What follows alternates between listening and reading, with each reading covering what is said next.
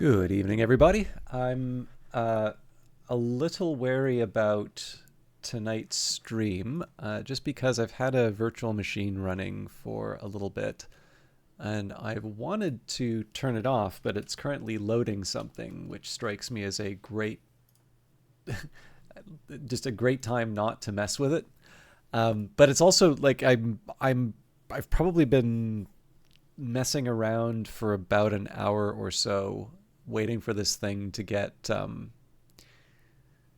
don't know, like trying to get this thing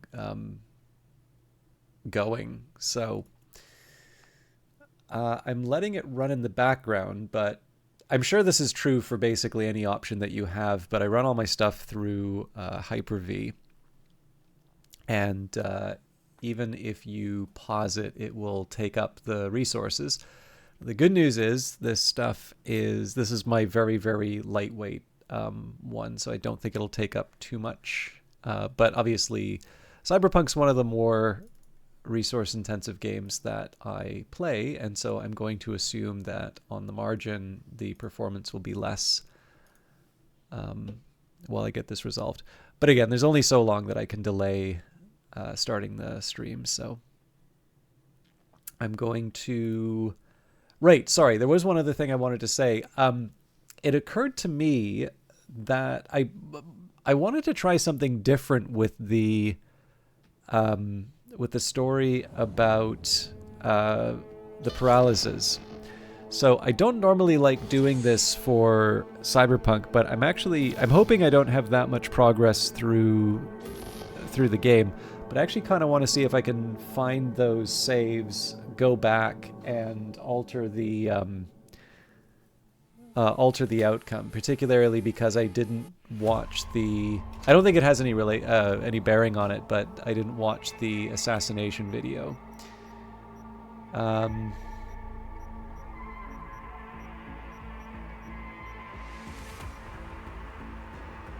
So I think this is. Hey, everyone. Welcome to Info Flash. Say, did y'all lose power yesterday, too? Yeah, when the lights went out, there I was cooking dinner. Hello, V. Yeah, okay. Need to talk. Yes, I know. Elizabeth filled me in. Sounds like I was right to hire a professional. Elizabeth? What did she tell you exactly? Didn't get specific. Just that SSI was spying for that son of a bitch Holt. Guess you got more, though. SSI wasn't working for Holt. You're in deeper shit than you think. Meaning?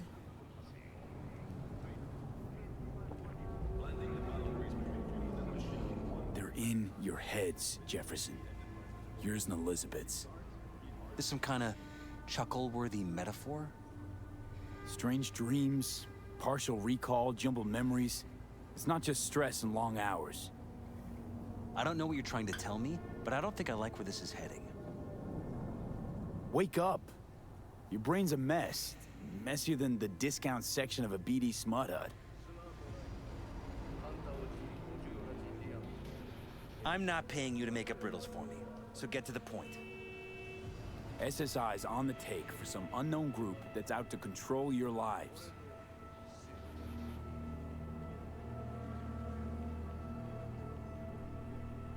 You know there's a concealed room in your pad? Out with it. They've got tech in there you wouldn't believe. These people know everything about you and your wife. They're watching your every move.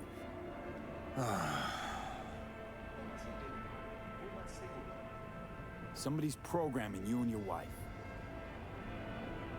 Sounds like something out of the movies. Saw your brain scans. They're tweaking your neural connections. This ain't no movie, Jeff. Been at it for a while, you and Liz. Editing your memories, your tastes, your views and beliefs even. How could I not have known about this? Your memories. Can't even trust those anymore.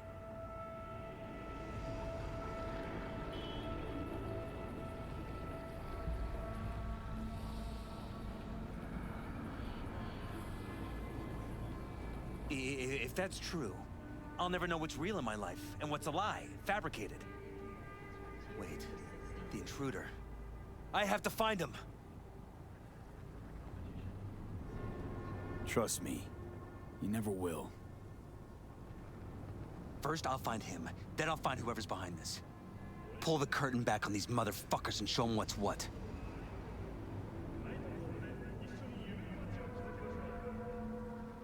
Could show their hand if you're patient, wait long enough. Or use your mayoral powers if you get elected. As long as you don't forget all this by morning. Sun Tzu's art of war. Feign weakness, so your enemy may grow arrogant. Don't see you doing much feigning, Jeff. My God. I have to tell Liz. Your wife knows everything. Liz? How? Figured it out at some point. Elizabeth? No. She would have said something. She feared for your life, your daughter's life. Who could blame her? Nah. No, she's never kept anything from me. And she doesn't scare easily, believe me. Got an anonymous hollow telling her to keep her mouth shut. So she did what the perfect candidate's wife would do. Protected her family. I won't let them get away with this. Is there anything else I can do? You've done enough already, V. All that's left to do is wait. So what now? You still want to be mayor? Well, I'm not about to give up. I didn't run just to... I'll wait for my window, an opportunity, then make my move. Isn't that exactly what they want? Well, I'll give them more than they bargained for. And same with your Eddies. Take care, V. Good luck. And good night. So, thoughts? Somehow I doubt it's people who are behind this. So aliens? Very funny. You're too young to remember this, but not so long ago, people talked about rogue AIs prowling cyberspace. So, not aliens. Doesn't matter who. What matters is that guy decided to take up the gauntlet. My man.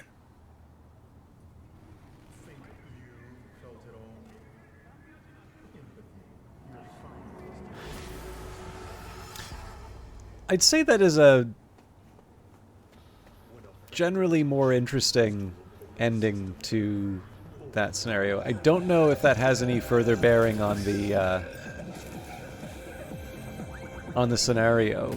And actually, for some reason, I had the impression that that was really the only option you had, or that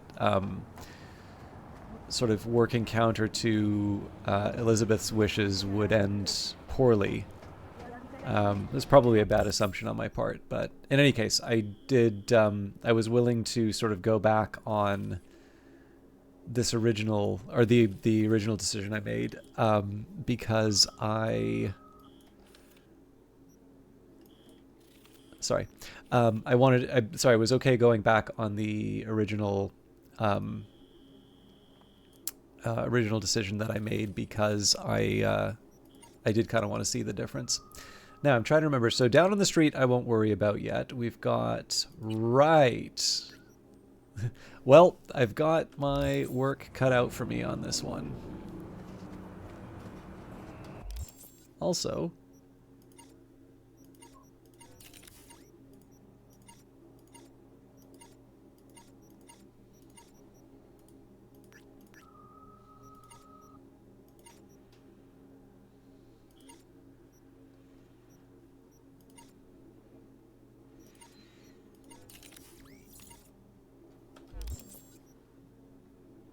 Okay, I was going to say, running on... Yeah, so I haven't really been paying attention to these. So, Edge Runner, you've earned a rep in the Merc world and respect on the streets. But it's still not enough. Only a few ever achieve a legend status in this city. Those who reach beyond their limits and achieve the impossible. 92%. Fuck the system. No way in hell you could turn her in. You've been saluting the system with your middle finger all your life. If anybody's got a shot at escaping captivity in this neon-soaked hellhole, They deserve your help and Johnny's. It was a must-do move, personal motivations aside, and Johnny understands that too well. And running on fumes, you're operating on pure willpower now. To give up at this moment would just be to give up completely by surrendering. But surrendering just isn't in your DNA. Not in Johnny's either, that's for damn sure. Keep pushing forward, everything's still within reach.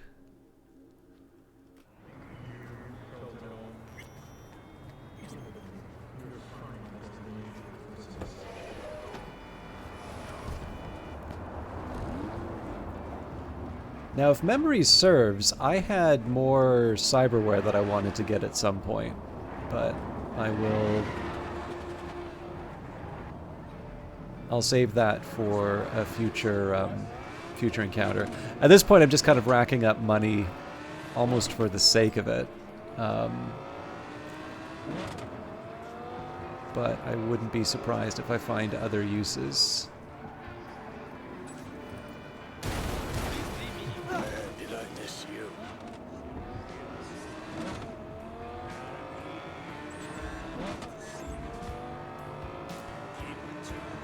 And I think what I'm going to do once we're about to start the Semimaru mission. Okay, never mind then. I'll take a quick look at that VM and see what's going on.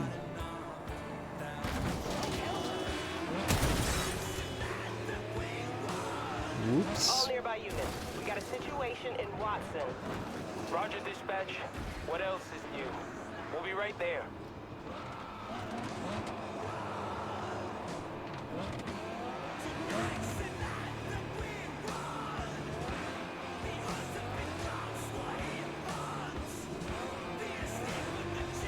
So nobody's got eyes on me yet.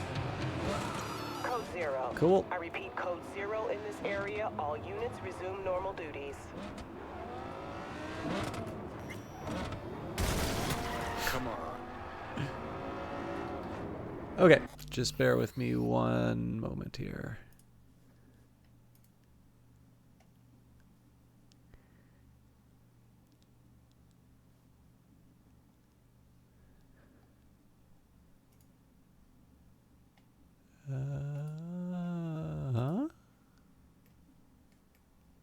Sorry, I'm seeing something very unusual here.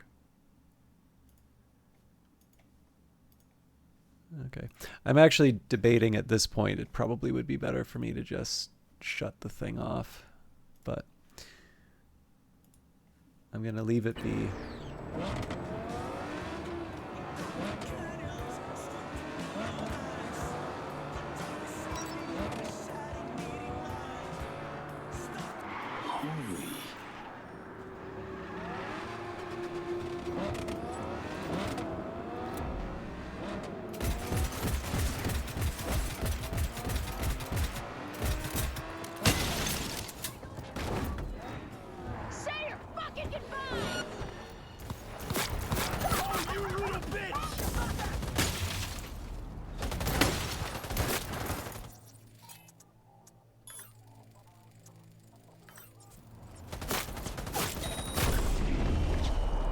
I'm in trouble.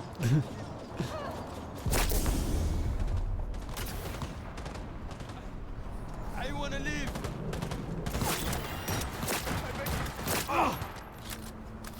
So the trick on this one was to separate the two, and then I had an easier time of it.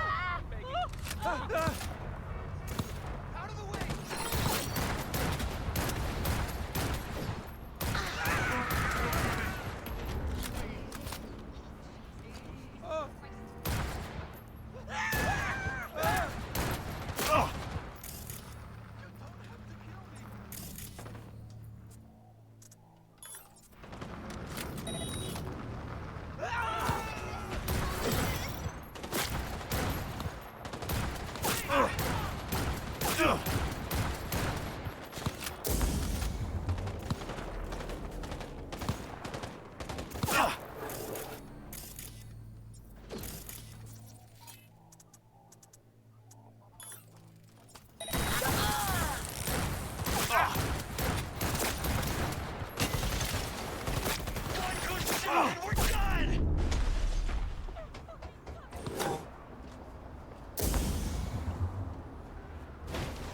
So again, I'm not doing as good of a job on splitting them up, and I think I killed a civilian in the middle of this firefight.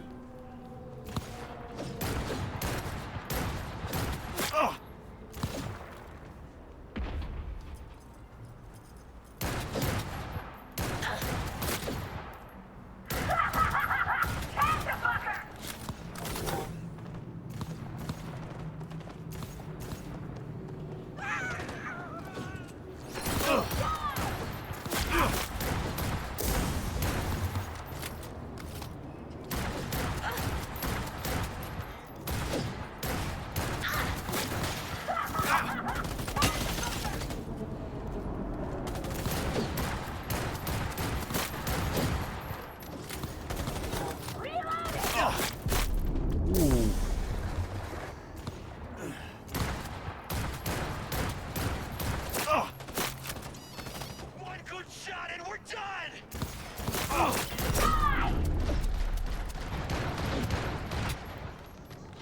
Don't fancy my chances here, but let's do our best.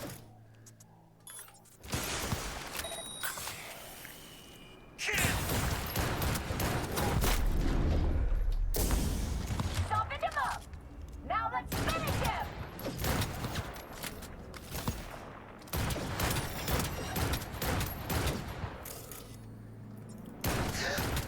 Got this.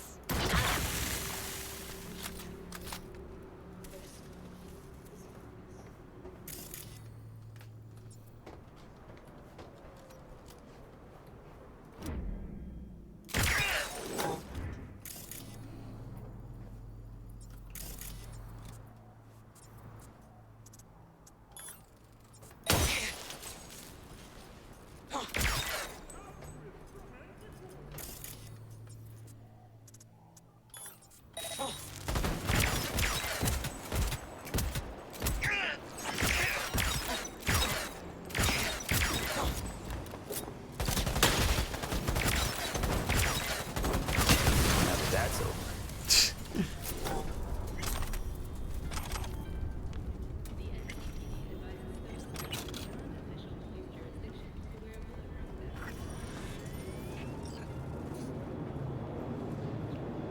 So a little different from what I was expecting, but you know what? I'll still take it. Fuck yeah, right out from under the NCPD's ass. Fucking joke. Badges ain't shit. Sweet baby Sabura, we ain't never losing another fucking race with this thing.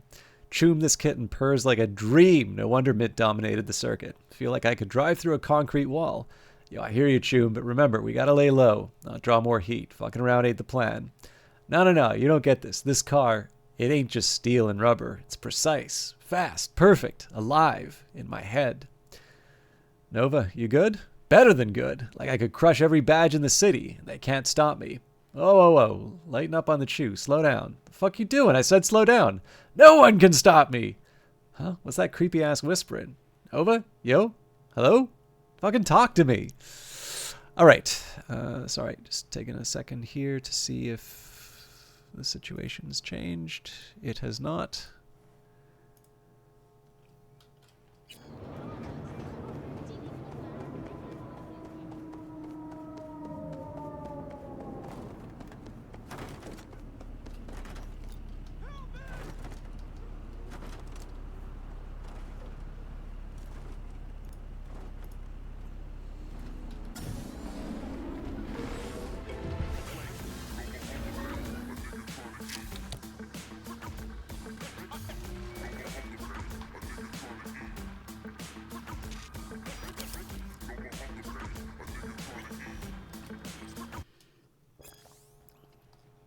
We did read this last time, and a lot of it was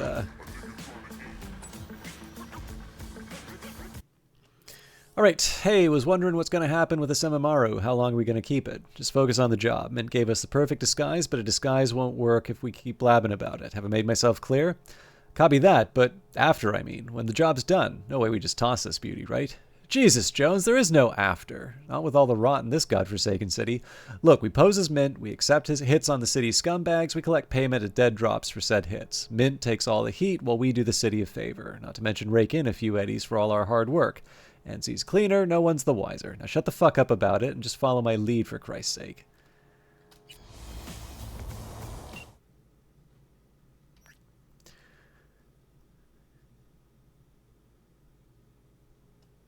Sumimaro secured to hit the brakes on their little joyride. Nice work. You find anything?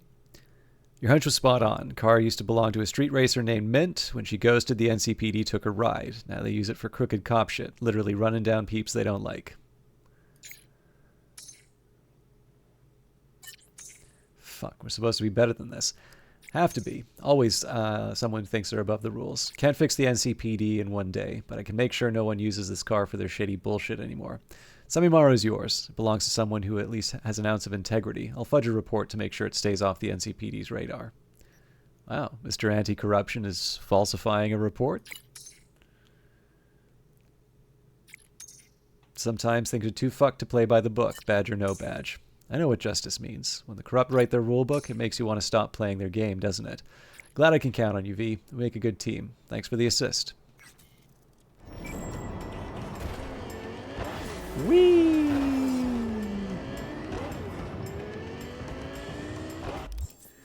All right.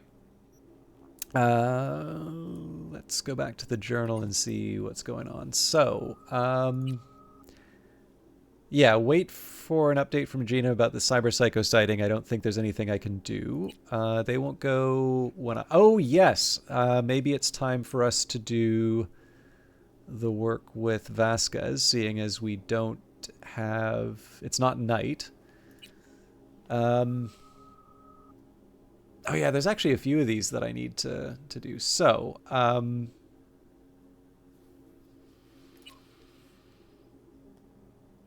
I think what I'll do, it's going to be kind of top to bottom, but I'll do They Won't Go When I Go, Cold Mirage, and then we'll probably do The Hunt, then talking about a revolution if I can't find anything else. But obviously that's going to be dependent on whether or not it's night and if other things have come up. What do you know? This corpo slut from Crucifixion BD wants you to come back and give her star a pep talk, massage his fucking shoulders and whatnot. Normally I'd tell you to drop it, find something more fun to do, but I don't know. Seems like the Jesus freak could really use your help. I'm almost also noting the wait here, so I'm just going to take a quick minute. I won't do anything too dramatic, but anything that doesn't have the plus, I think is fair. Or sorry, anything that isn't tier 5 is fair to go. And honestly, I'm probably at a point where I should consider maybe sharding anything that isn't plus plus. That's implicitly kind of happened with the duplicates, but okay, I think we're good enough for now.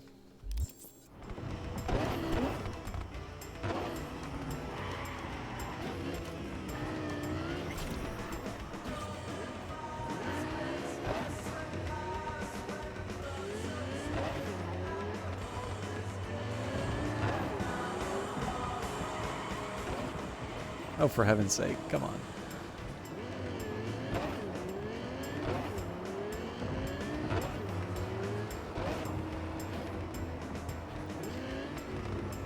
I'm sure you've noticed occasionally with the, this might be because of the perspective, but there do seem to be some visual imperfections that are creeping into the game, and I do wonder if that's related to the virtual machine. But I guess the catch here is that if I sit and wait for the virtual machine, I'd start my stream at midnight, and then, I don't know, I have nothing to do. But if it gets, I mean, I guess if it gets too ragged, I'll maybe, I'll see what I can do. Also, it's 6:13, so depending on what the quest asks of me, I may be moving on to these other journal entries sooner than I think.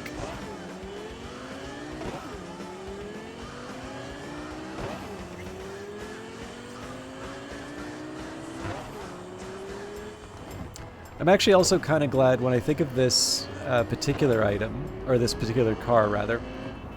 I'm sort of glad that I got through El Capitan's. Oop. V, do you have a moment? Need to talk? I mean, no longer moment. Can you come by the camp? I have a problem. Got a problem you're calling me? Thought you rejoined the family. Well, yes, I did, but I suppose that means you're not willing to come, am I right? On my way. Phew, thanks. That's good to hear. Give me a little more intel. What's your grief?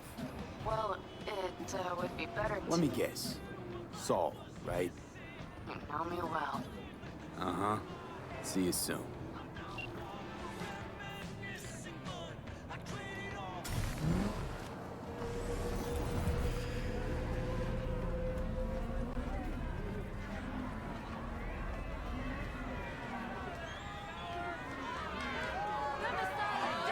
Rachel's been waiting for you. Hey, V. Haven't heard of any cyber-cycle attacks lately. I think it's time we put an end to our little arrangement. Drop on by sometime. We'll catch up in person. Oh, good. A bunch of this is coming due. What's going on? Joshua all right? Don't fucking know, don't fucking care. Get in there. Where do I go? Hello, we're waiting for you. Straight down this street, building with the officer out front. Thanks.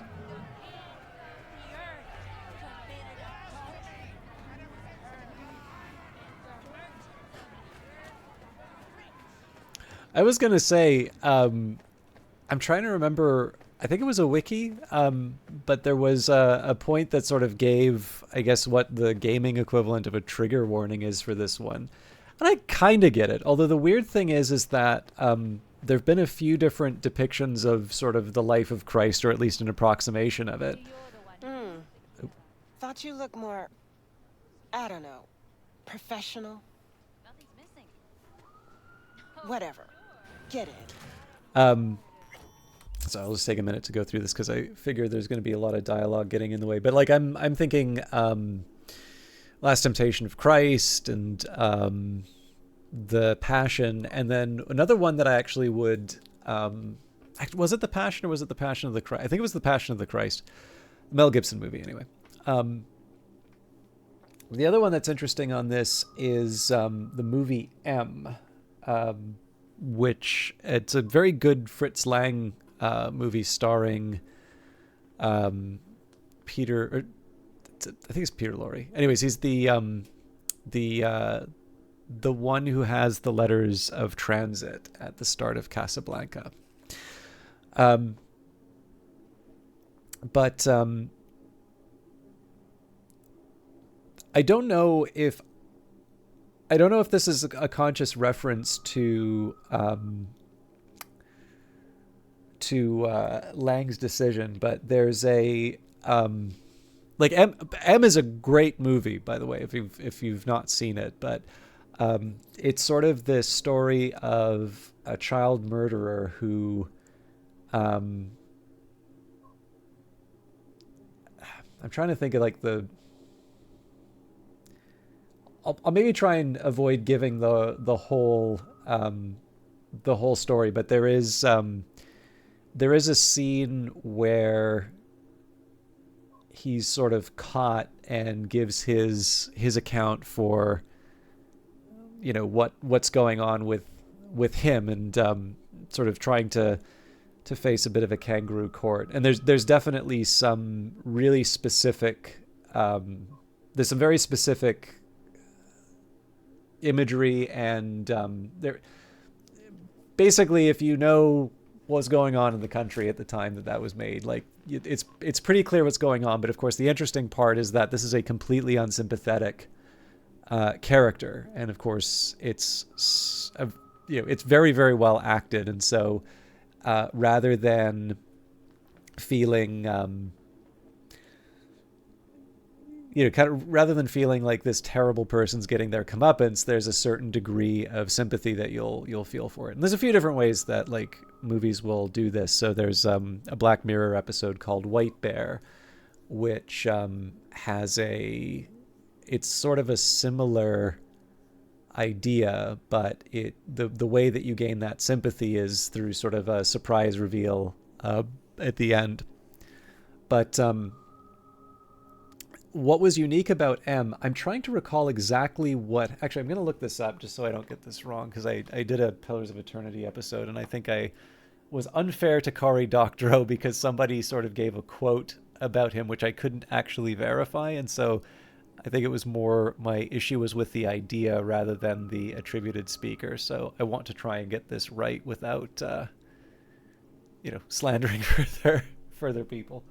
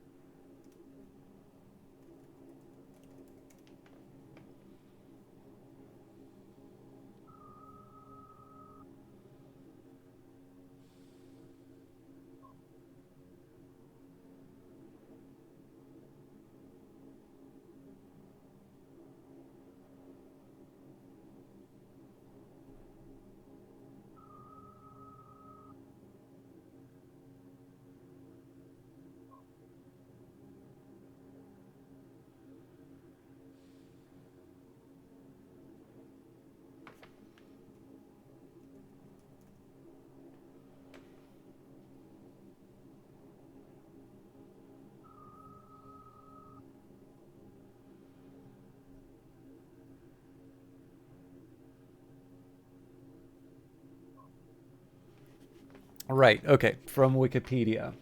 So I thought that there was this idea that Lang had murdered his wife, but I wasn't sure. So from the Wikipedia article, on 13th February 1919, the Marriage Registry office in Charlottenburg, Berlin, Lang married a theater actress named Elizabeth Rosenthal. Rosenthal died of a single gunshot wound in their bathtub on September 25th, 1920. The shot deemed to have been fired by Lang's World War I Browning revolver. Lang and his future wife Harbo claimed that Rosenthal had shot herself, and Lang and Harbo were charged with failure to render aid. The charge was soon dropped. So at least some ambiguity in terms of the situation. But apparently, one of the choices that Lang made in M, one of the ways that they sort of catch the killer is they sort of put a chalk M on a palm, and then they use that to sort of mark the killer, and then the town sort of identifies them that way. And the decision was apparently Lang was the one to draw the M on his hand, sort of, and taken to be a little bit of a, if not a confession or atonement or whatever for it. The reason why I mention this is that there's the subsequent films. Actually, I'm going to double check something about Last Temptation of Christ, because I don't remember if that's true for that one.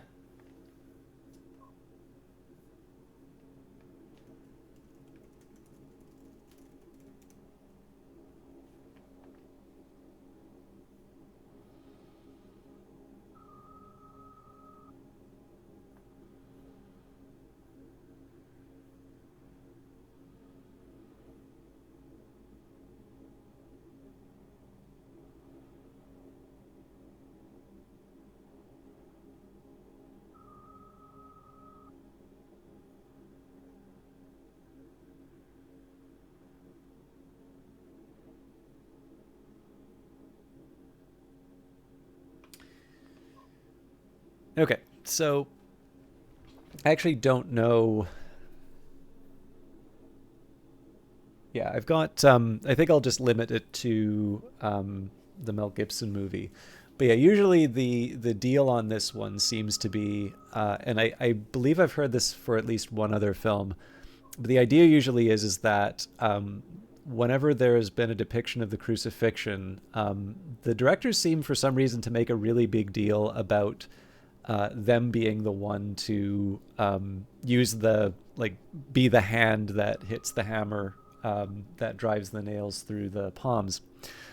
And usually this has been in relation to religious directors who are directing it. And there's sort of, again, apologies for Sunday school for those of you that may not be familiar, but usually this has some sort of a reflection in terms of the fallen state of man and the idea that the sin is what requires the sacrifice.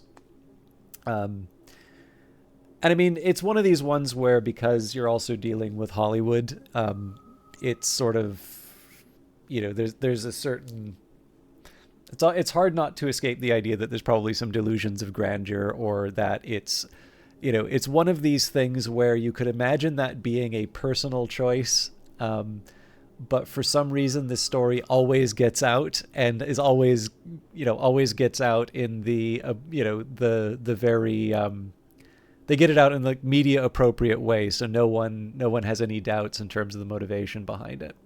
But what I do kind of find interesting in this case here is you have this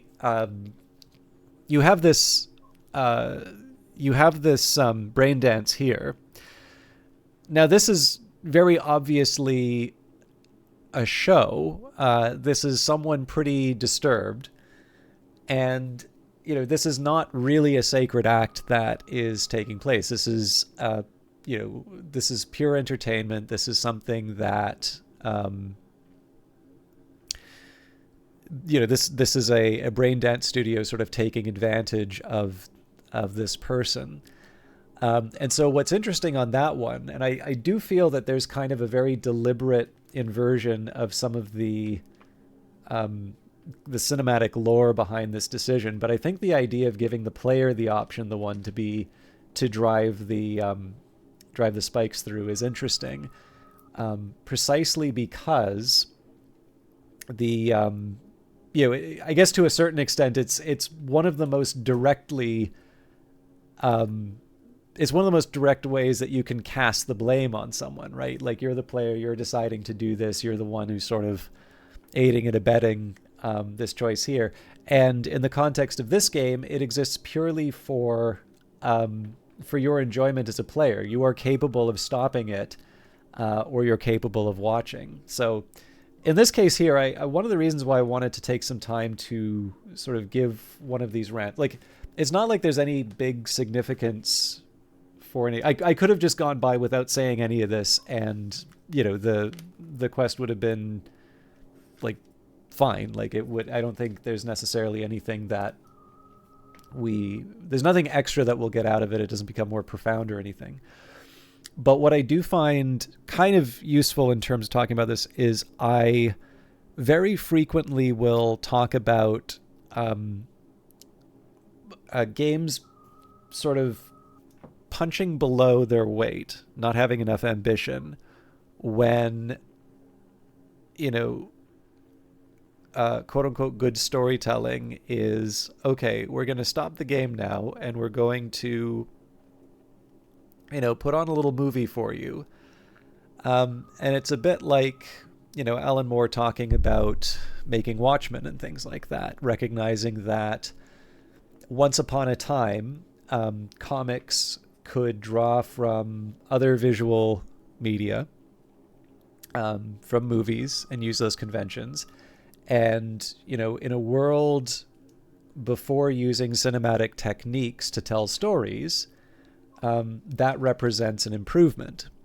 But decades after that decision is made, right, when you're not using when you've had a couple of decades of people referencing like Citizen Kane and some of its choices in terms of making images and making meaning through images, it's becoming a bit stale. And more importantly, it's reducing the comics medium down to a poor imitation of movies.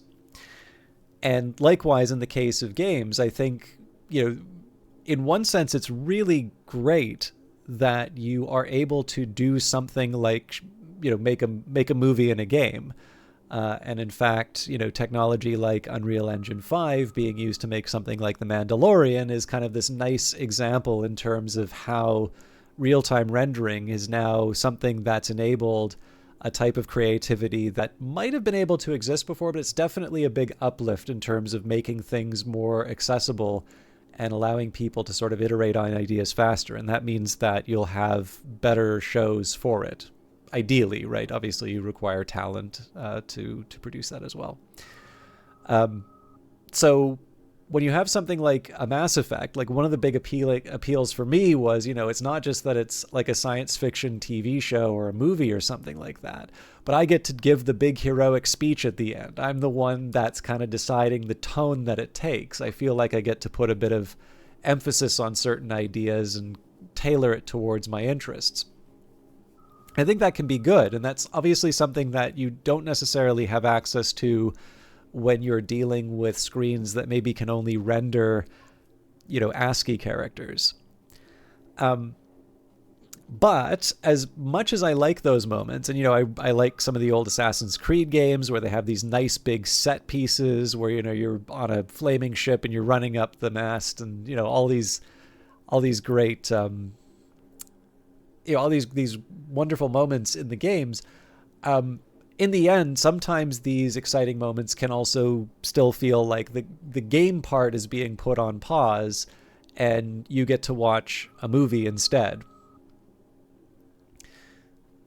So I tend to criticize games for that more often than, sometimes it's like damning with faint praise. Like, they are still really enjoyable, so I like highlighting how they're very good at making me feel things. But on the other hand, I also sort of say it's like, it is a shame that we don't quite seem to be able to disentangle our interest or wish, that we're Hollywood, from the fact that there is actually an opportunity for expression that isn't necessarily being used. And so I guess the one thing that I find kind of interesting on this one is that it's a fun little inversion of something that is actually a tradition from cinema.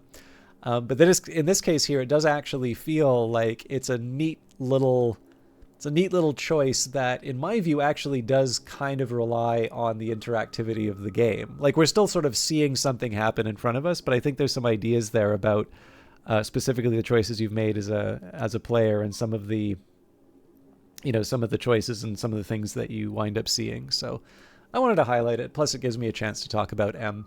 And for those of you who happen to have a love of old black and white German movies, Fritz Lang is also the one who did Metropolis, and I believe also did The Cabinet of Dr. Caligari, but I'm starting to doubt myself on that one. No, it was Mabuse he did, I think. Okay, now I'm going to look this up.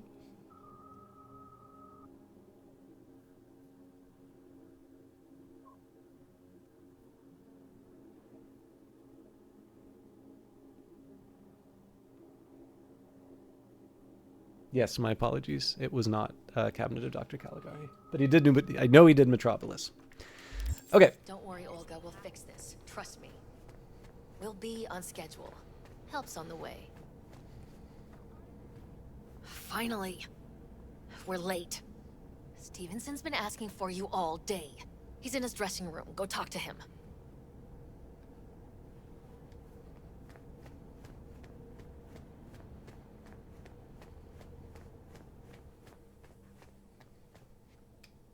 You wanted to see me? I wanted you by my side when my soul departs this world. I have no friends, no family, only strangers as my company. Still, set on scrolling this brain dance? I am more determined than ever.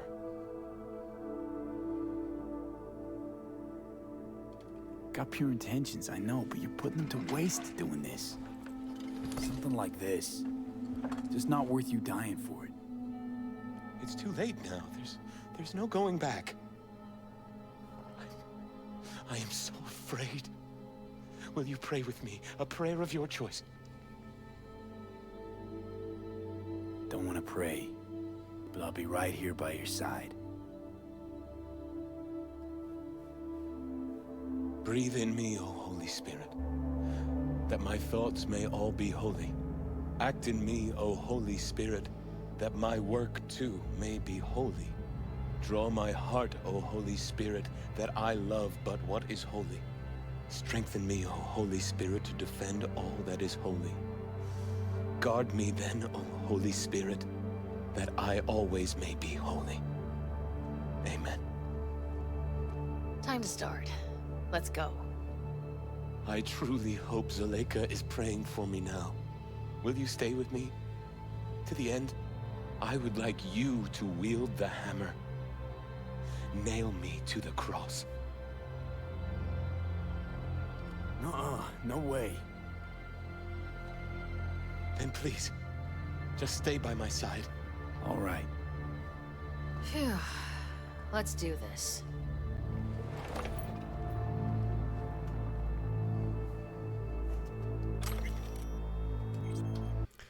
Body count lottery results in Haywood. This morning at the crack of dawn, a robbery of a Haywood corner store at dawn led to a shootout right before the final count. 2 more bodies, a Miss Jablonski and a Mr. Elamar, brought the total tally up to 216. The odds were tipped by a certain Joshua Stevenson, a known member of a local drug gang. Damn you, Stevenson, we bet on 214, and to have it snatched away from us at the very last moment. In any event, congratulations to the winners of this year's contest. Consider us jealous.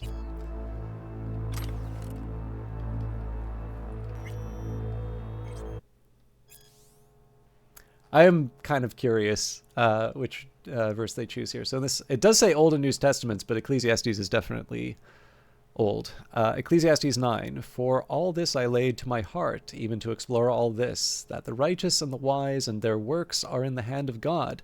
Whether it is love or hatred, man doesn't know it. All is before them. All things come alike to all. There is one event to the righteous and to the wicked, to the good, to the clean, to the unclean, to him who sacrifices and to him who doesn't sacrifice.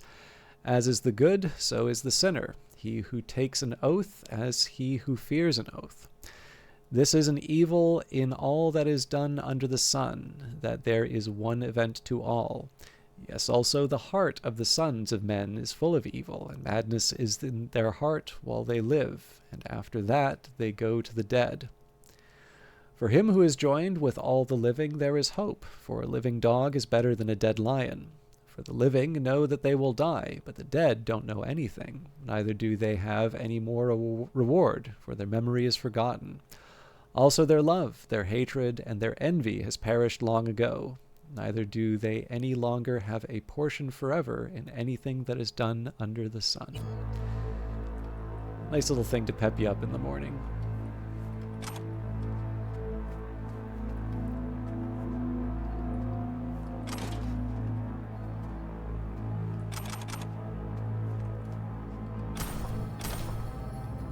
Yeah, gotta make sure I get my craft service while I'm...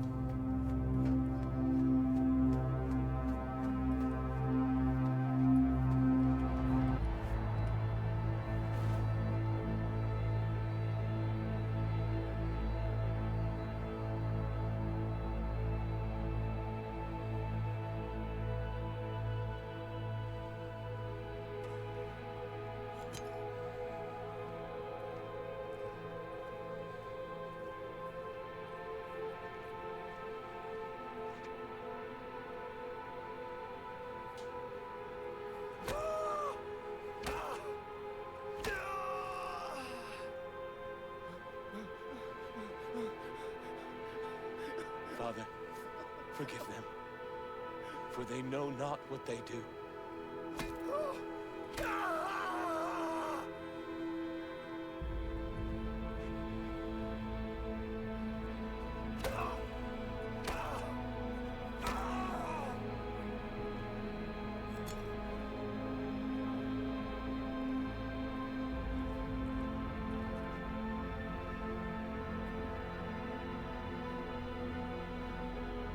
Truly, I say to you, today you will be with me in paradise.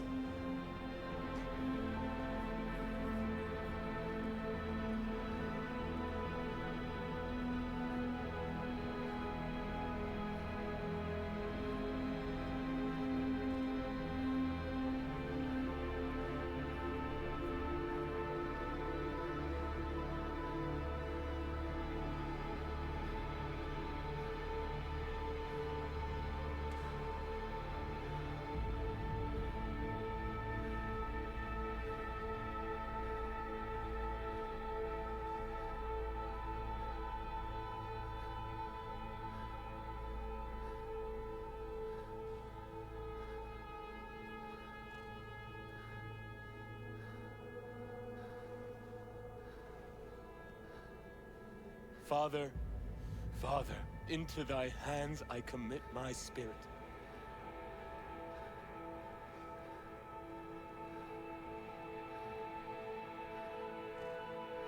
Amen.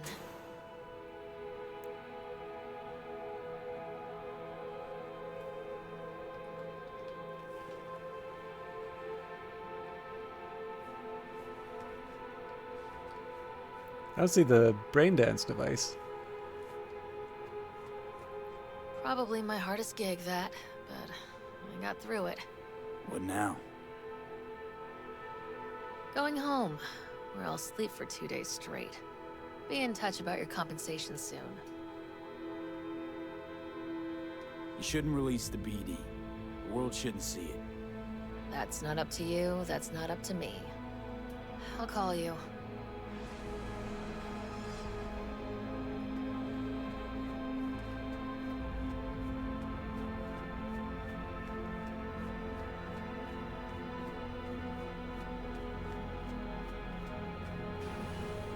I'll also confess, I would certainly not consider myself an expert on crucifixion, but my understanding is one of the reasons why it is such an appalling method of execution is that it's basically kind of a form of slow suffocation, which doesn't really strike me as one of the most, I don't know how to put it, like, doesn't really strike me as one of the most cinematic or game-friendly methods of execution.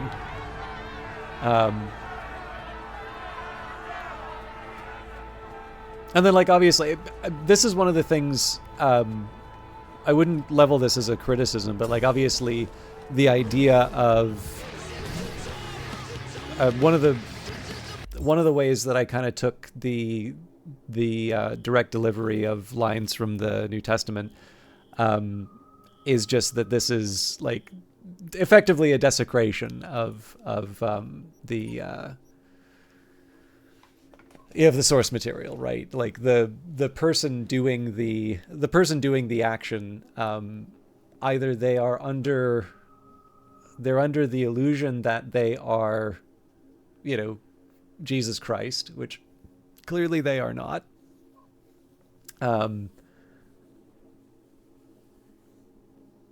Or they've, basically the idea is there's someone who's not in the position to say those words and mean it. But of course, I'm assuming that the point of this is that it doesn't matter, right? This is just a piece of entertainment. The words have ceased to have any meaning, and so instead, this is more about putting on the show and taking advantage of the fact that someone is crazy enough to go through with this.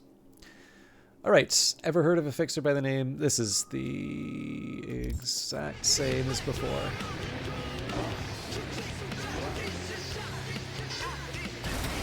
Oops.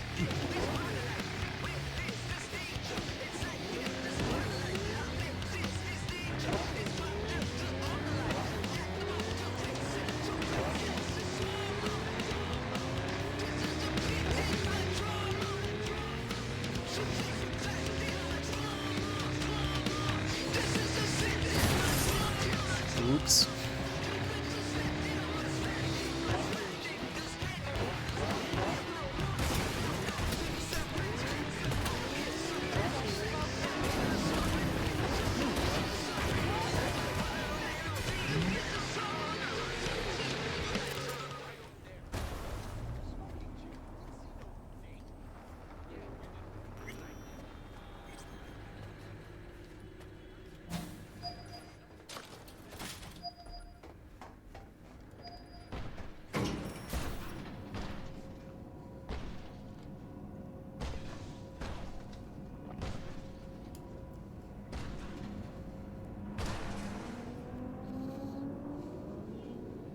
I wonder if that's my car getting beat up.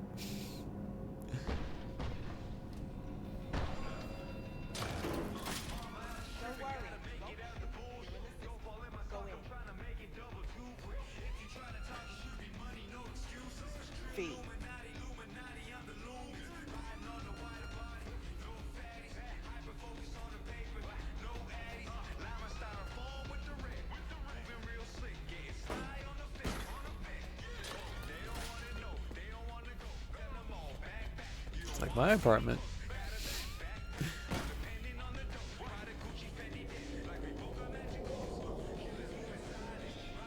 How'd you describe Watson in one sentence? The Japanese built Kabuki, but the Chinese live there mostly. North side used to be plated in chrome, now it's covered in rust. We have an entire aquarium full of corpos, and that's no metaphor. Know what all that comes out to? One sentence is never enough? That's Watson. How's things with Max? Not easy. Be surprised if it were. Guess he didn't like what you've become, huh? I didn't used to like certain things either. Still don't like them, but I learned how to swallow them. What's he gonna do now? Don't think even he knows that. Used to be a media, didn't you? Not hard to guess, but I'll give you a point for perceptiveness. Why you stop? Never stopped, really. Information is a weapon, V. I just traded in for a larger caliber. Wanted to tell me something? Just that I'm truly floored by your dedication. You didn't kill a single cyber psycho. I know how much easier and simpler it can be to take a life rather than save one. Really, V, nice work. Some of the cyber psychotic have started therapy. Even if they can't be saved, at least maybe we'll learn more about the disease. Because I refuse to believe it's just some kind of cyberware overload. Who knows? Maybe I'll learn enough to write a piece on it. But anyway, the reward is yours. Thanks. Wanted to tell me something? About cyberpsychosis? Not really, but thanks again for the help, V.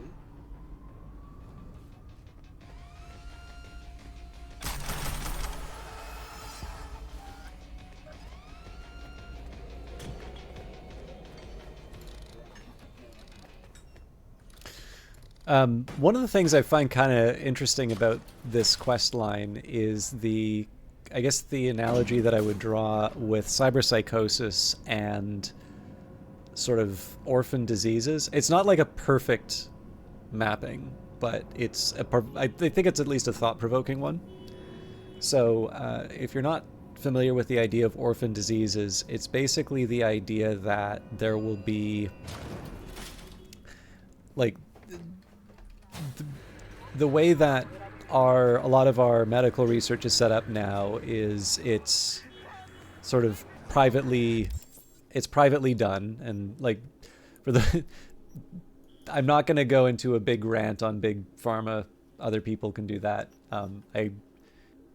To be honest, actually, just for the most part, those rants are usually very boring. But one of the like independent of people's individual feelings on that current type of research. And just to be clear as well, it doesn't necessarily mean that that is exclusive. Obviously, there are other forms of research, and not everything is necessarily done purely in private markets. But it would be fair to say that they're probably the biggest engine in terms of research into diseases.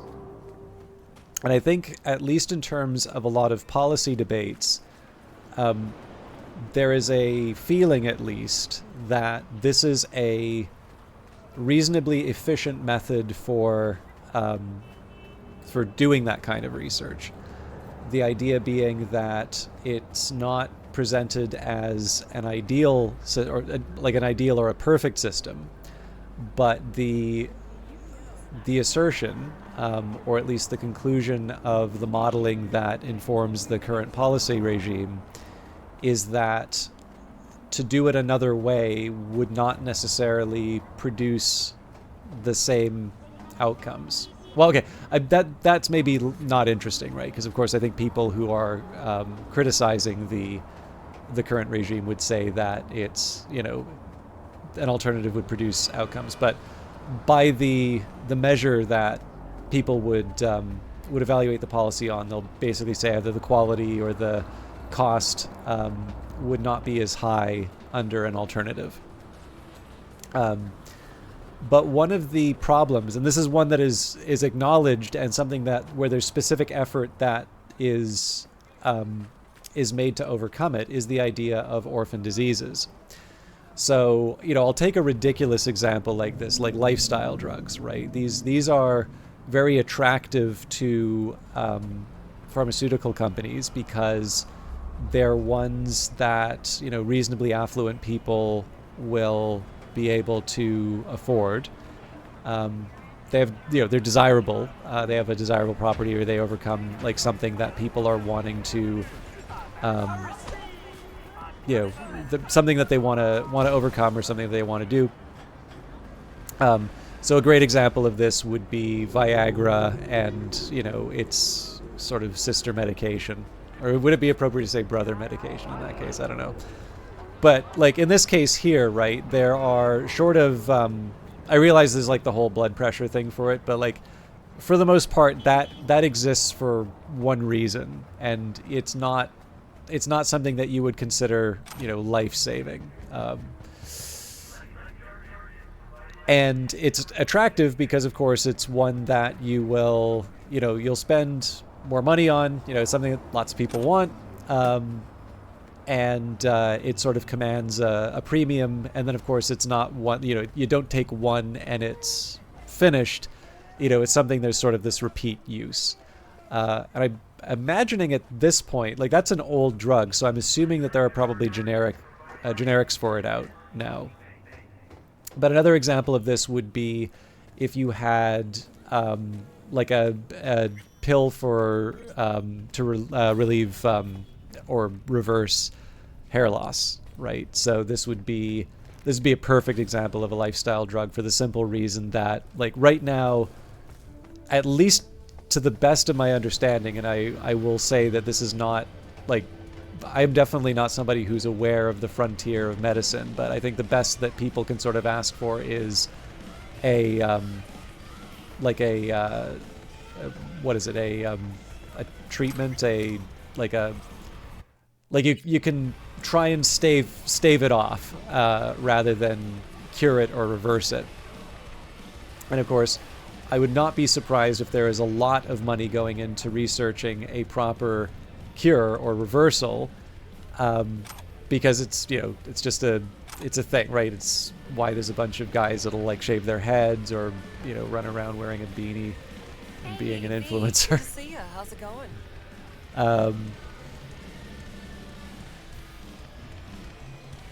We've already done these. D, hey, come here, let's talk. Didn't I already talk to him?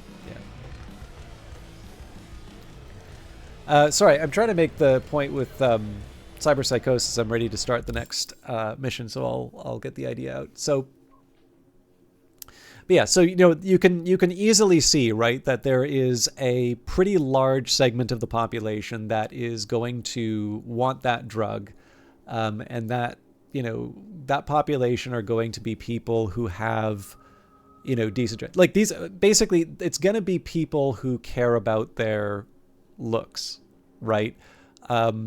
This is not going to be someone who is trying to make ends meet. This is going to be somebody who wants to look better.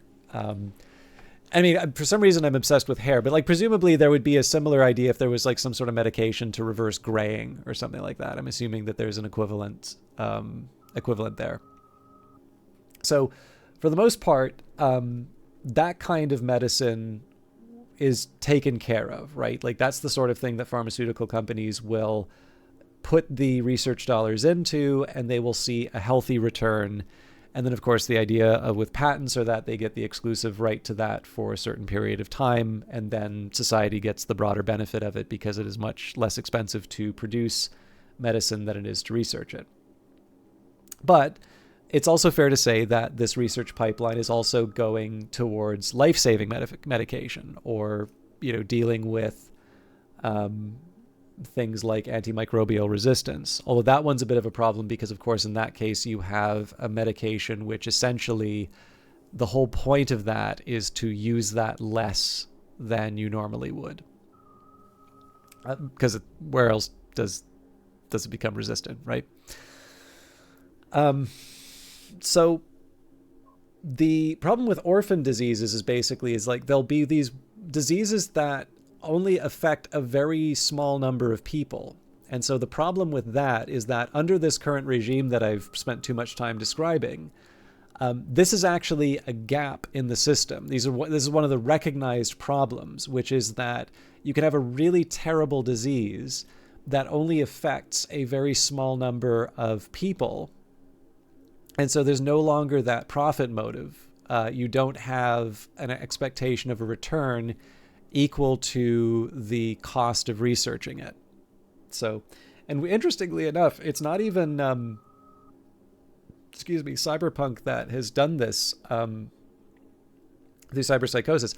I actually think one game that's handled this rather well is Shadowrun, because I believe in this case, becoming a ghoul is a disease, and it is one for which there seems to be. I think the depiction of ghouls that I got from Shadowrun was that it was not obvious that it was an incurable disease, but that the cure was not, the benefits from finding a cure was not sufficient for the well-capitalized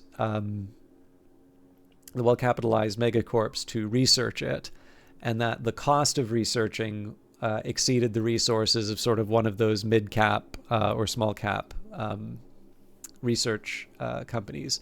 And I think the idea is that the Dragon Dunzelkhan actually left sort of an endowment for research into a cure for the disease that makes ghouls. So it's something that's actually recognized within existing cyberpunk games.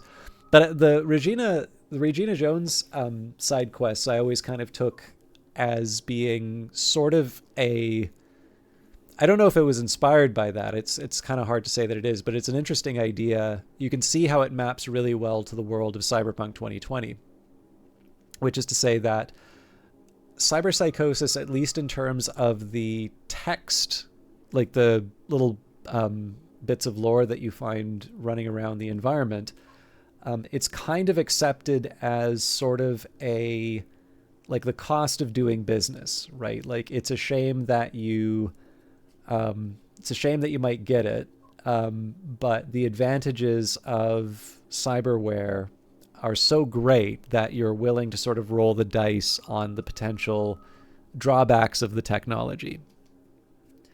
And, there's a character like Regina who feels that this is not an acceptable outcome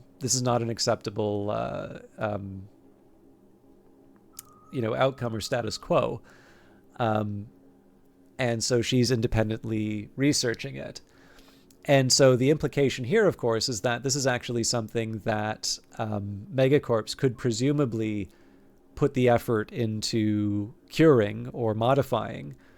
But, presumably if you're a cyberware manufacturer and it has something to do with the way you design your cyberware, unless you can sort of advertise that you're the cyberpsycho-free cyberware and, command a premium for that status, or I don't know if you it would seem to me that the idea for these is that you may potentially have to change your manufacturing process to something less efficient, and so there's really no incentive to cure it, but it is one of these things that is potentially within the frontier of possibilities. And it's just that the incentives aren't aligned. So anyways, that's kind of one of the ways that I've imagined cyberpsychosis in this world is basically like an orphan disease. But it may not be a very clean mapping.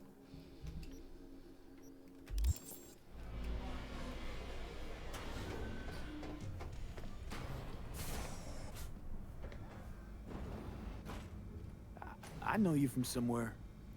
Sorry, you've got the wrong guy. Wait. The negotiations between Arasaka and N54. That cyber-psycho scandal in the Defense Department. You used to work for Arasaka. You were behind the leak, weren't you? I thought you got flatlined. And yet here you are at the afterlife. A fellow ex-monochromer, I see. Only thing I miss is the clean air. What's it like, working for Rogue? It's fine. But that's it? Fine? You want info on Rogue? Ask her yourself. I'm sure she'll be ever so obliged. Listen, from one netrunner to another, you got any pro tips you could spare? Don't see why not. If you're cool with Rogue, you're cool with me. I can sell you a few tricks of the trade from the Bartmoss era. Rach Bartmoss. The Bartmoss. Tell me you're fucking with me. Before dropping off the grid, he unleashed a slew of ice-breaking grams and protos in the darkest corners of the net. I heard how paranoid he was. Any idea what happened to him? Who knows? But I was able to dig up a few classic Bartmoss relics. Here, let me show you.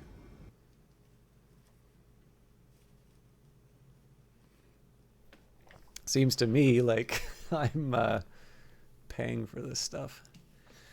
All right. I don't know.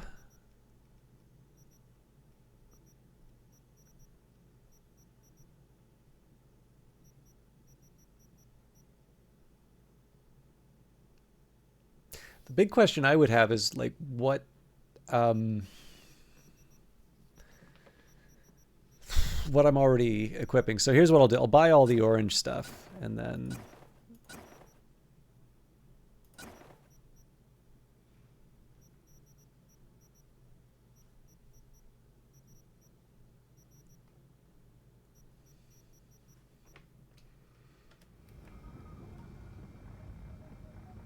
Hey, Nix, listen. Found something. Bartmoss's deck. Mm-hmm. What else you find? Alan Turing's tapes? Being serious. Have a look-see. Ooh, running shits. Goddamn, V. Where'd you ferret this out of? Found it under my Christmas tree. Mm-hmm. But serious like? Serious like. It's just not your biz. Think you can pull anything off it?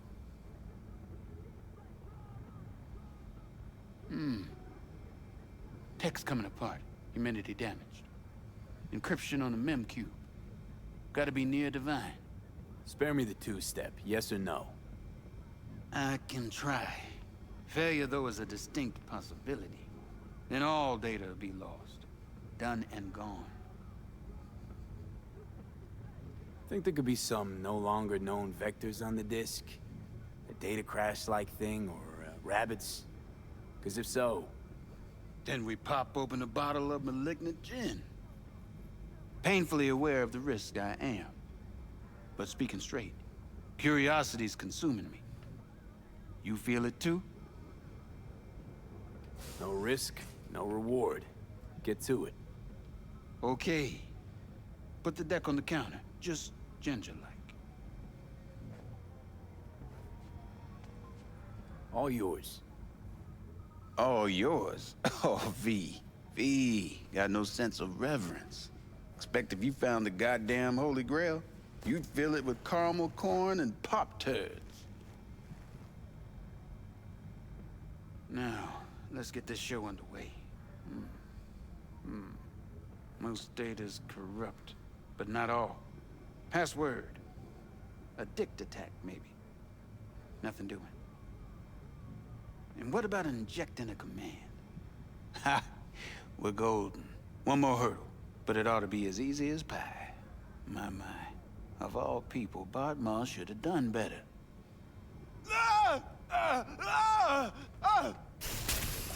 Dog shit, cat shit, rat shit!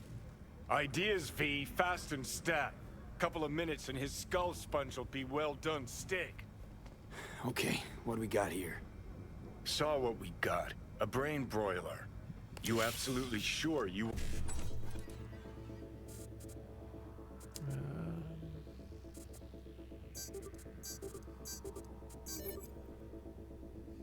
Want to check in? Gotcha. Fuck a muffin. You breathing? Apparently. Though it feels feels like I got a skull full of hot embers. Just... what the hell happened? You started convulsing. Lights went out.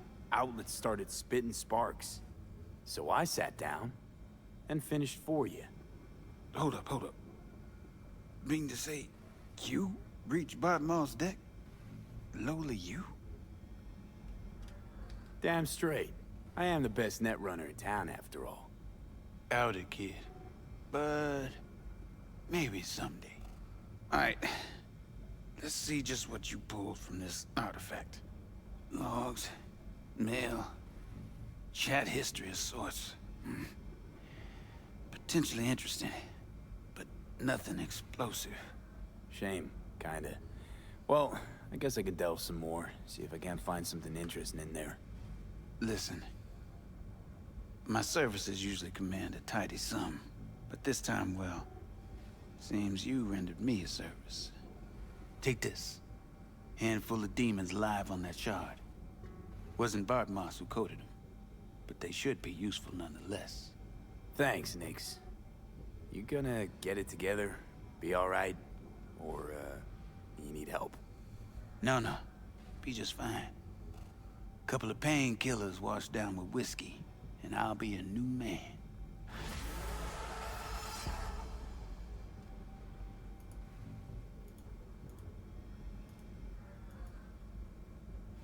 Interesting.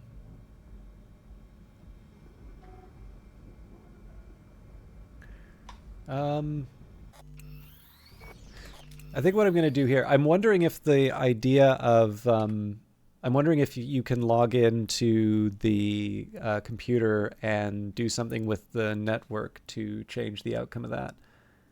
And curiosity's got the better of me, so I am actually going to take a quick minute and see on the wiki if there's a different outcome.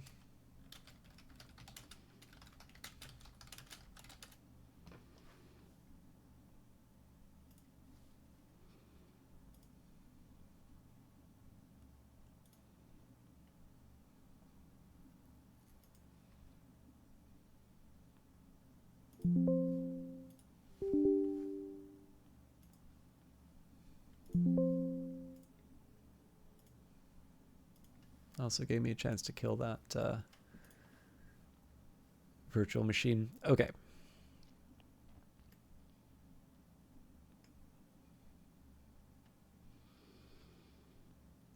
Yeah, so it says here, find a way to save Nix. Although he encounters very little resistance when he begins accessing the deck, Nick soon trips a hidden piece of malware and his cyberware begins to malfunction. Johnny reappears, recognizing the malware, as Brain Broiler and urging V to do something fast. Excuse me. There are two possible ways to save Nix. You can either override the power panel on the wall next to the door or jack into the computer next to Nix's desk to breach the cyber deck yourself. The latter option will allow Nix full access to the deck's data, and out of gratitude for saving his life, he will reward V with 5 quick hacks he found: memory wipe, reboot optics, short circuit, sonic shock, and system collapse. So, seems to me like there isn't much. There's anything new to check on that.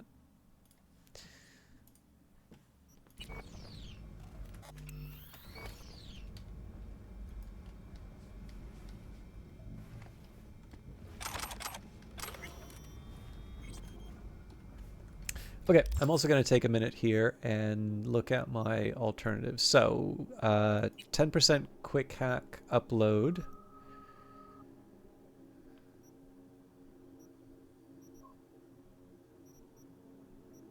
I'm going to guess here that unless I want a different color, I don't have any need for this stuff.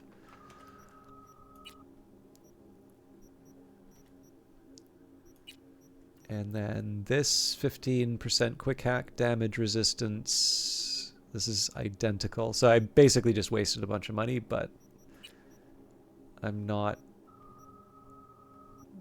going to cry too much about it. This is slightly tempting.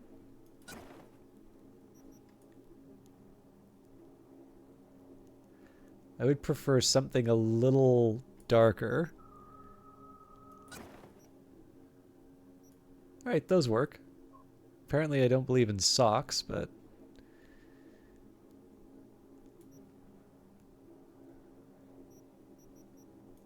I mean, these were what I was wearing before, so it never bothered me before. And now we've got orange for everything.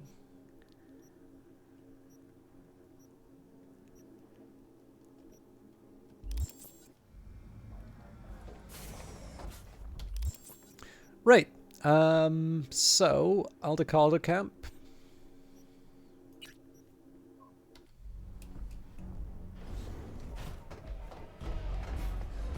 And I may wind up taking a little bit of a break, but... Come here. I was talking.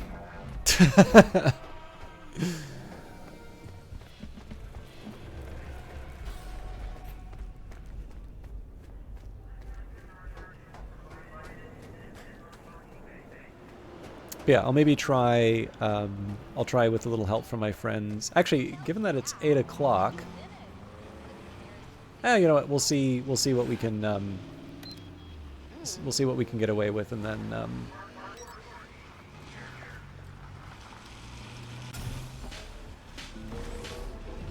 if we still have time in the evening, we will help River.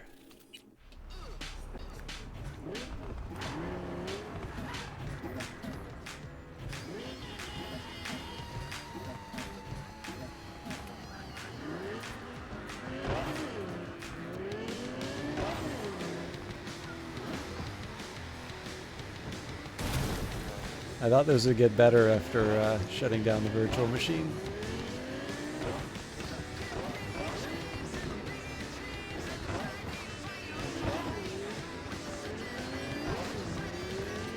I'm gonna try something.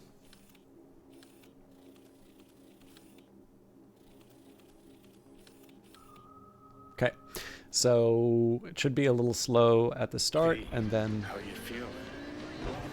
Oh, nope, that fixed it. All right. I'm sure the real answer is just to upgrade my computer, but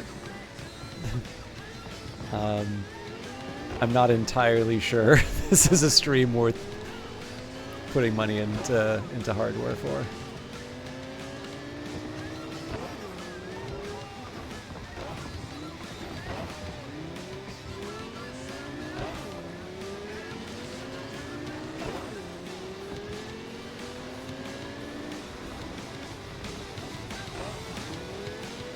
I'm slightly curious if there's a follow-up to the Bart Moss item, because, like, in one sense,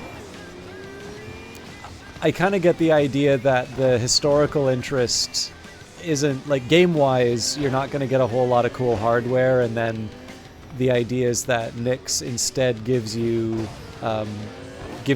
like, programs for saving his life, which I think is a reasonably good way of sort of acknowledging that, oh, I was wrong. Don't have a...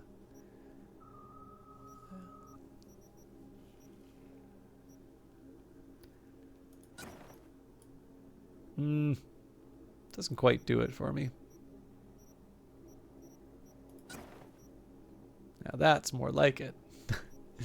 Alright, let's find that suit jacket again.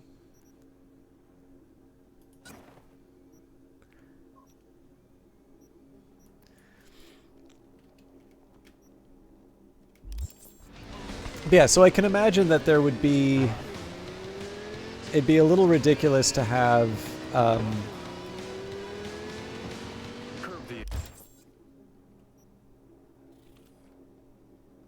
You can do it, I believe in you.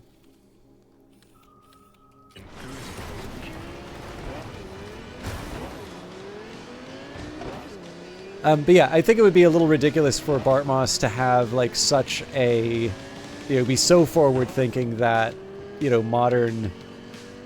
Or that it's better than modern tech.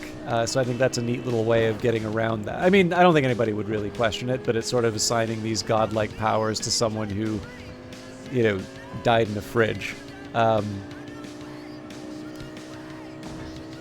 But on the other hand, like, I can see how, particularly from sort of a rebel point of view, or like a, you know, particularly because a lot of the options that I had were very much oriented towards being a netrunner. Like, you would imagine that there is at least some historical interest in the chat logs and things like that.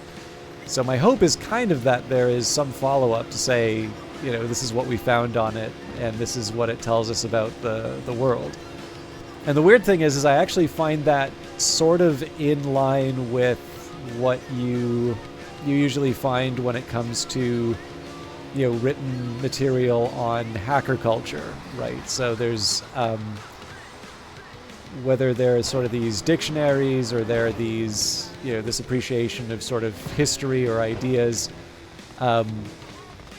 There's that description of sort of hacking as a mindset as opposed to a particular focus on intrusions. Although obviously you can see how the idea of sort of trying to work around problems and understand something very, very well tends to line up. You know, these things kind of tend to align, and the line's pretty blurred at best. But I kind of imagine, right, like the difference between, say, the movie hacker and the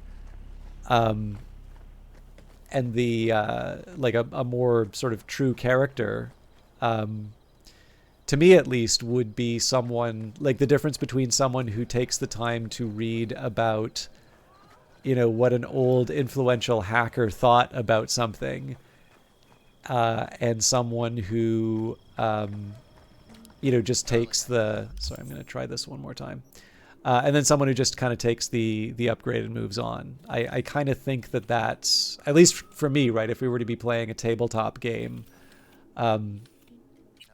keeping in mind as well, I would not do this sort of to the exclusion, like, I wouldn't do so in a way that it would disrupt the other players. But I think part of the appeal would definitely be to play someone who really wants to get into the details. The Raffins could surprise us at any moment. You're not blowing this V, a little... you're here. What is he doing here? I forbade you from even breathing on that Militech convoy, so you call in your friend? To do it all behind my back? Is that it? Uh-huh. That's exactly why I had V come and stand right in front of you. You really think you can forbid Pan Am from doing anything? Trust me, no point. She'll do whatever she wants. No, she won't. Not if she plans to stay in this family. Damn it to hell, Saul. Are you seriously considering letting that basilisk slip through our fingers? I am. But a chance like this. A chance at what? Rotting up the job we came here? Wow. Seems a lot changed while I was away. No. Nothing has changed at all. The Biotechnica people will be here in an hour. Try not to cock anything else up before then. I can't believe it. Look, there he goes, off to paint the grass green. Being unusually quiet. What's up? I see no point in arguing with Saul. We can't win. So, giving up? Of course not. We'll take the basilisk ourselves, then wait for Saul to admit we were right. Either that, or to boot us out of the family. Thought the Biotechnica contract had withered and died. Saul insists we see it through to the end. To prove the Aldecaldos keep their word. Crop protection! Who gives a damn about crop protection? All Saul is going to prove is that a corp can walk all over us, and we'll say thank you and ask for more. What's this basilisk nonsense? It's an armored Militech cargo panzer. Junk from back in 2060 or so. They want to peddle it off to a backwoods country, somewhere it can still pass as a technological wonder. The Militech convoy will take the 101 right past us. Shame not to say hello. Let me guess. Whole thing's your idea. How did you know? Saul wouldn't be quite so pissed if it weren't. I believe V is right. If this had been Saul's idea, he would have seen it as the greatest plan on God's green earth. Bull. Saul isn't that petty. He's simply a coward. He would rather play it safe, bide his time. For the family. Is this basilisk worth another fight with Saul? Yes. A craft like that would finally put us back on the right path. The family is falling apart. If we fall into this Biotechnica rut, no one will ever take us seriously again. Okay, So you do want to go behind Saul's back, and drag me here specifically for that. Cassidy, Ted, Carol, and Bob also on board. Remember a while back, told me to give you a solid kick in the pants if I saw you diving in the stupid pool again. I do. Yet that was before our tandem raid on the Raffen camp. I believe you lost your opportunity there. Nope, different that. Rescue mission. Someone from the family. Now, you're out to plain trick 'em. If you plan to lecture me, you can damn well go right now. Why Saul got his briefs in a bunch over this basilisk? He's afraid Militech will destroy us if we pick a fight with it. He thinks it's safer to stick with the corporations, like Biotechnica. What a joke. You guys would rather... We would rather go back to plying the trade we know best. Logistics. Meaning smuggling. That's what I said. Evening, Vanguard Master. Sorry for the silence. Got a bit of dialogue here. Thought you and Saul agreed to bury your carbines. So did I. But it seems that's only true when somebody is trying to kill us. Exactly. You saved his life. You want to fuck things up all over again now? I saved his life, yet somehow he still ignores everything I say. So I do believe we have come full circle. And you plan to grab the basilisk how? Thanks, V. Haven't said I'd help just yet. Okay, let's go talk to the rest. I'm wearing my best jeans and long sleeve t-shirt. It's actually quite cold. William Blake? The marriage of heaven and hell, the argument. Rintra roars and shakes his fires in the burdened air. Hungry clouds swag on the deep. Once meek and in a perilous path, the just man kept his course along the vale of death. Roses are planted where thorns grow, and on the barren heath sing the honeybees. Then the perilous path was planted, and a river and a spring on every cliff and tomb, and on the bleached bones red clay brought forth, till the villain left the paths of ease, to walk in perilous paths and drive the just man into barren climes. Now the sneaking serpent walks in mild humility, and the just man rages in the wilds where lions roam. Rintra roars and shakes his fires in the burdened air. Hungry clouds swag on the deep. As a new heaven is begun, and is now 33 years since its advent, the eternal hell revives. And lo, Swedenborg is the angel sitting at the tomb. His writings are the linen clothes folded up. Now is the dominion of Edom, and the return of Adam into paradise. See Isaiah 34 and 35, chap. Without contraries is no progression. Attraction and repulsion, reason and energy, love and hate are necessary to human existence. From these contraries spring what the religious call good and evil. Good is the passive that obeys reason. Evil is the active springing from energy. Good is heaven, evil is hell. William Blake. Yes, Vanguard Master, be sure for your next game to make sure that you put Blake in the lore.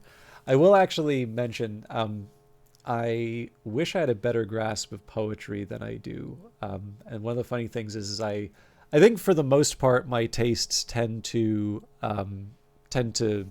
lean older. So I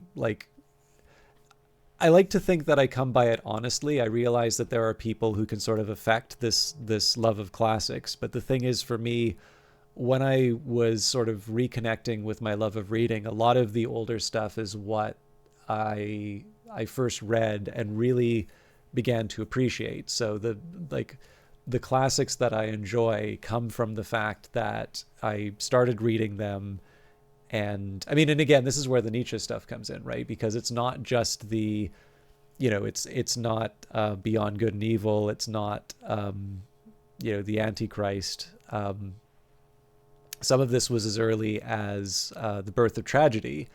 And in that case, that's his work as a philologist. That's his study of the ancient world. And, there's a few other things that I think you can see as being his study and appreciation of actually what he would call the pre-Platonic philosophers, not the pre-Socratic philosophers. And again, a lot of it came through. So, I have my tastes. So, for instance, I really like Sophocles. And as it happens, I actually really like Oedipus at Colonus. Although, it's Oedipus Tyrannus or Oedipus the King. That's usually the one that gets the attention. And, it's not just classics. So, I'll also like, John Donne, John Keats, John Milton, all the Johns. Never found a John that I didn't like. But the catch is that I feel like I do better when there is a structure. Generally, if there's some sort of rhyme or meter that's easy to understand. And so once I get to contemporary poetry, I do actually feel quite lost. Not exclusively. Like there is some stuff that I find compelling. But I actually also tend to find that this is true for art as well. So I do go out of my way to look at contemporary art because I don't always, it's not something that I always connect with. And I like making the effort to see, on my own terms, is there something that I get out of it? And interestingly enough, the answer isn't always in the negative. There are actually some times that I've really sort of stayed and sort of waited in front of something. And there's a couple, like there was an exhibit in the National Gallery recently where that happened. But again, there's one of the biggest problems that I have with a lot of contemporary art is that it feels like it relies very heavily on the essay accompanying the work, as opposed to the work itself. And I'm not so lost to sort of the old styles as much as I love sort of the Dutch masters, or, even I do, for some reason I have a little bit of a love of the, of the North. So, Peter Bruegel the Elder or Hieronymus Bach. Those are probably ones that those are the ones that kind of speak to me. But even the Italians, right? The really great shading. Although, just to be clear, the Dutch know a thing or two about light too. But like a Caravaggio with the really crazy dramatic shading and the sort of stuff that wouldn't be out of the place in like a thriller. I mean, that's pretty great too, right? So the thing is, though, that I'm not so completely lost to sort of this idea of, only old stuff is good, that I want everything to look like Pieta or something. I sort of understand that, modern sculpture, or actually a really good example of this would be that there was one, it's an artist that I'd never really heard of before, but it was someone who's brought up in the, or somebody who's on display in the National Gallery, took a look at the sculpture, and in one sense it's like, okay, this is sort of an unusual shape and it looks a bit like what I normally see on modernist sculpture. But then I took a little bit longer with it, and I was utterly fascinated by the fact that there were multiple distinct forms, and it's obviously like a fixed thing, right? I do not have liquid. I'm not looking at the T1000, right? This is a sculpture that has been rendered. And yet something that was just like, okay, yeah, it's modernist. It looks a little bit weird. It has a form. It's somewhat eye-catching, but I was fully ready to walk by. And yet I looked at it, and I'm getting all of a sudden a few very distinct forms sort of simultaneously, despite the fact that it can't really actually support that. Like, it's one thing, so it shouldn't be. It's very hard to describe. And of course, that's exactly the moment where like, okay, this is interesting. What's happening here? How did it do that? This isn't, in a literal sense, this isn't like it at all, but the best analogy I could give you would be if anybody has seen the cover of the book Gödel, Escher, and Bach by Douglas Hofstadter. He carved a wooden sculpture that when you shine a light through it, sort of from the sides and the top, you get GEB, right? The initials of the book. And it's a little something like that, except that Hofstadter's creation requires sort of the light to reveal the three aspects of it, whereas the sculpture that I saw in the National Gallery was something that you were sort of left with in the room, and sort of derived an impression from. And then, obviously, I don't feel that there can't be sort of essays accompanying things. So in this case, there's a biography of the artist and some of it. Not everything, some of the paintings I was like, I don't quite follow this. And then there were a couple of other ones where I'm like, actually, this is really interesting. But definitely that was the sculpture that really drew my attention. And learning a little bit of the biography associated with it, I sort of felt that I'd gotten maybe what I was supposed to get out of it. Although, again, I think sometimes there's a drawback to thinking of these things as sort of like quizzes or like something that you're supposed to decode. But anyway, so all of that to say is that I fully appreciate that there is more than just like you can do more in art than just have an accurate representation of a thing in front of you, or something, more than just lots and lots of detail. But likewise, I do think that there needs to be something expressed more than like a critique on the gallery itself. Like we've had a few decades of that now, so it'd be nice if people were making art that was more than just, a vehicle for the polemic. But one of the things that I did find kind of funny is that, again, poetry's been one of the things where I, in one sense, it's the written word. So I feel like I'm sort of I feel like there's maybe a home court advantage there. And yet in another sense, it's actually one that I find difficult, because as you start going into modern poetry, you have very, very strange forms, and you have, like, this sounds so basic, but like they don't rhyme, right? But weirdly enough, I sadly don't remember the publication I read this in, but there was actually an article on modern poetry and the fact that it doesn't rhyme, or it has these weird forms. And they did actually point out at the sort of the lower rate of appreciation, let's say. And it was driven entirely by the fact that once upon a time, when literacy was a bit more rare, you could do poetry like the kind we, I think conventionally enjoy. And you were part of the intelligentsia, right? Like the fact that you could do that definitely meant that you got a certain type of education, and you were participating in a conversation among a certain type of elite. And that widespread literacy means that everyone can enjoy that. And so the answer has been to sort of pull the ladder up a little bit. And so the shift is towards these poetic forms that, I think the idea here is that I am feeling lost for a reason because I'm not part of the club. I don't have the appropriate, background in terms of understanding, which is obviously very elitist. And,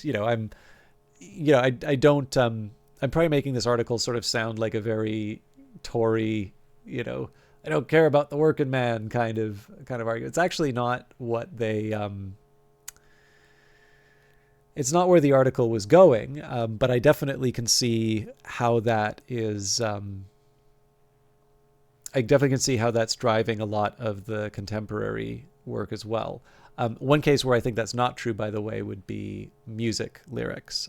But I mean, the drawback is that some of it is really wonderful, and some of it is very not. There's a bit of a kind of a bimodal distribution, it feels like in those cases.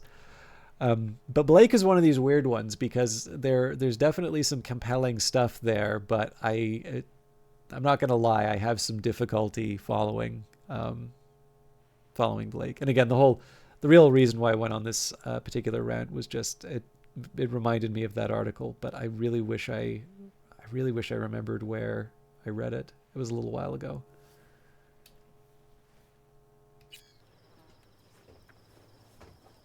So, just the 4 vets on board with the plan.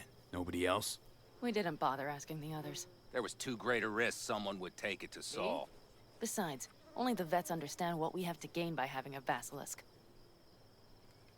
Sounds pretty risky to me. On the contrary, easy as pie. There won't even be much security on the convoy. Plus, we'll be doing our part towards furthering the cause of world peace. Why should this beast wind up being used in some little third world skirmish? We'll make better use of it right here in America.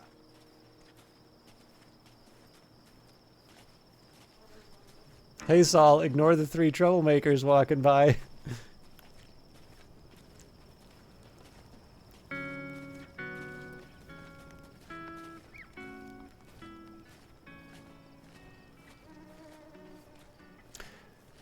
But yes, Vanguard, how are you spending your Halloween other than watching a dubious Cyberpunk stream?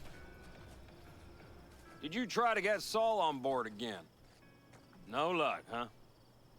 No. Okay, everyone listen. Militech will transport the Basilisk in parts distributed across 2 trucks. Wait, do I sense a quiver in your voice? Fuck you! The convoy will halt at the railroad crossing on the 101. We'll attack from behind, then get the hell out and away. Questions? Comments? Motions? Nice It's all job. too easy. Convenient to arrange. The exact tech you need. Coming your way, almost served on a silver platter. Yes, Saul also claimed it stinks to high heaven. Intel on the convoy, where'd you get it? Carol hacked the Militech comms channel. Is that enough for you? Pan Am's got a beef with Saul, I know. But you guys... Few years back, nobody would have given corporal work a second thought. We want a good name. We just need good gear and good jobs. And Saul would see that if he pulled his head out of his caboose once in a while. Okay, I'm in. Okay. Thanks. First, we'll ride to the station. The train engine we need to block the convoy's way is there. Are you riding with us, or will we meet you there? Riding with you. Excellent. Let's get going. Okay, sorry to do this, but I need a quick break. I'm actually tempted to make some more coffee, so I'm going to leave you with the stimulating map here. I realize it's a very quiet stream tonight, but that's fine. I don't mind hanging out with you if you don't mind hanging out with me. But yes, I am going to take a few minutes. Just because I'm making coffee, I'll probably need at least 5 minutes for that, and then a few more just to get myself started out. So I'll try and keep it under 10 minutes, but now would be a wonderful time to sort of get up, have a stretch, maybe get a glass of water, or otherwise take care of yourself. And then we will at least get, with a little help from my friends, done, and hopefully at least one other mission done. But we'll see. I don't know. We'll see where it all goes. But I will try and be back as soon as I can. Just don't sit and wait for the whole time.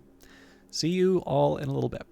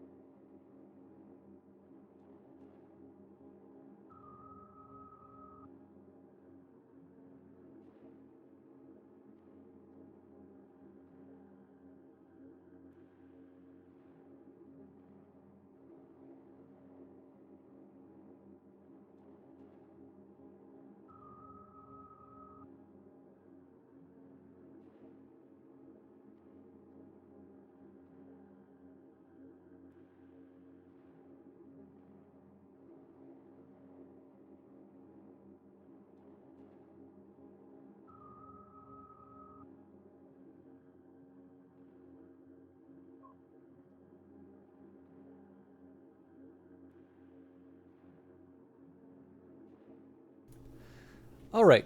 I should be ready to go in a little bit. I've got a pot of coffee sitting on my desk, so I'm feeling slightly nervous about that. But there should be a timer that goes off on my laptop to let me know that's done.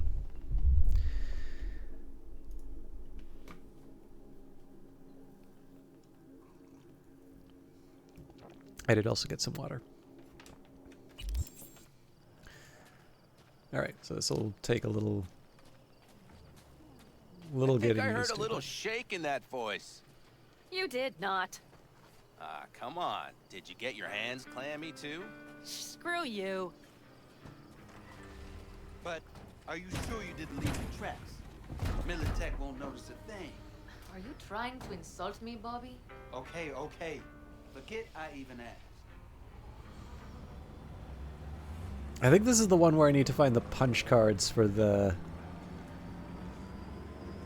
tracks.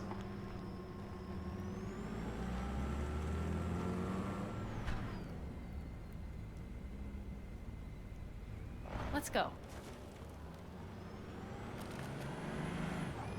Nobody's gonna notice you gone back at camp? Saul has no wish to see us there anyway. The better to make a good second impression on the Biotechnica suits. Your sour faces wouldn't help much. Indeed, they would not. The Raffens, what about them? You expecting any trouble? Saul is. He's posted sentries all around the camp. How's that not right? He's wrong in continuing to fight the symptoms rather than the disease. You don't miss life in Night City? At times, perhaps. I miss the feeling of having a new beginning. Of freedom. But I also haven't forgotten the emptiness. The feeling of realizing it means nothing if you're alone. Yeah. Took adjustment on my part, too. Though, never was completely alone. You had someone? A true friend. Jackie by name. You would have liked him, actually. Jackie. I'll remember that.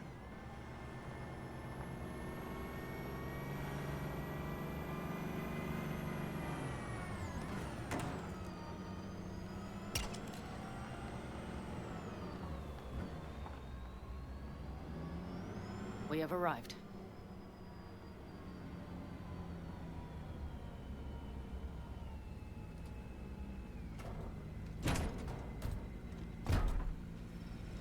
Big bastard. If you like it so much, maybe we should just hijack the train. Let the Basilisk go on its way. Yeah, then just drive this beast to the 101. There and back. Saul would be on board with that. Are we ready? Okay. The Militech convoy will be traveling from Night City to the base where they're due to meet the buyer. We will stop it at the railroad crossing. All we have to do is shove this beauty in its way. V, any questions? Plan to move this thing how exactly? It's old tech. Carol will have to hack it. Then I'll somehow have to finagle authorization from the control tower to move it. Tower looks inactive to me, too. Now, we'll see to that. You and Pan Am just get the authorization code. Okay, let's get to work.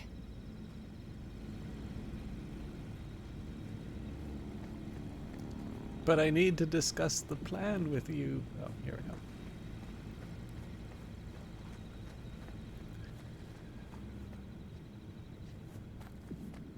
Well, you don't count, I guess. Well, hello there. Have you come to make yourself useful? Never seen old tech like this. You know your way around it. How'd you learn? From books? Just wait till you see what's inside the signal tower. They use punch cards. Punch cards! Can you believe it? What cards now? An old data storage method. When the net collapsed, we were thrown back to the 20th century. What's it even look like? They're cardboard cards with holes punched in them, as code in columns. Each hole position, punched or not, represents a unit of data. Honestly, prefer Pan Am to punch cards as a topic of conversation. Let me guess. You don't really know why you're here, do you? Pan asked me for help. Mm-hmm. She came back to the fold, sweet-talked Mitch and the rest over to her side. But still, she calls you. Interesting, isn't it?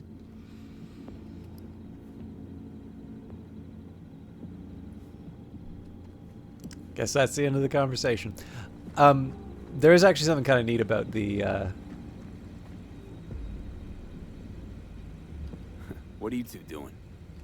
I'm finding my inner peace before the storm, while Teddy is just being dead weight.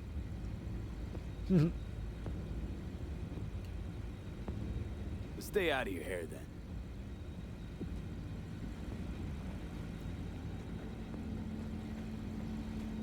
There's another Nomad conversation?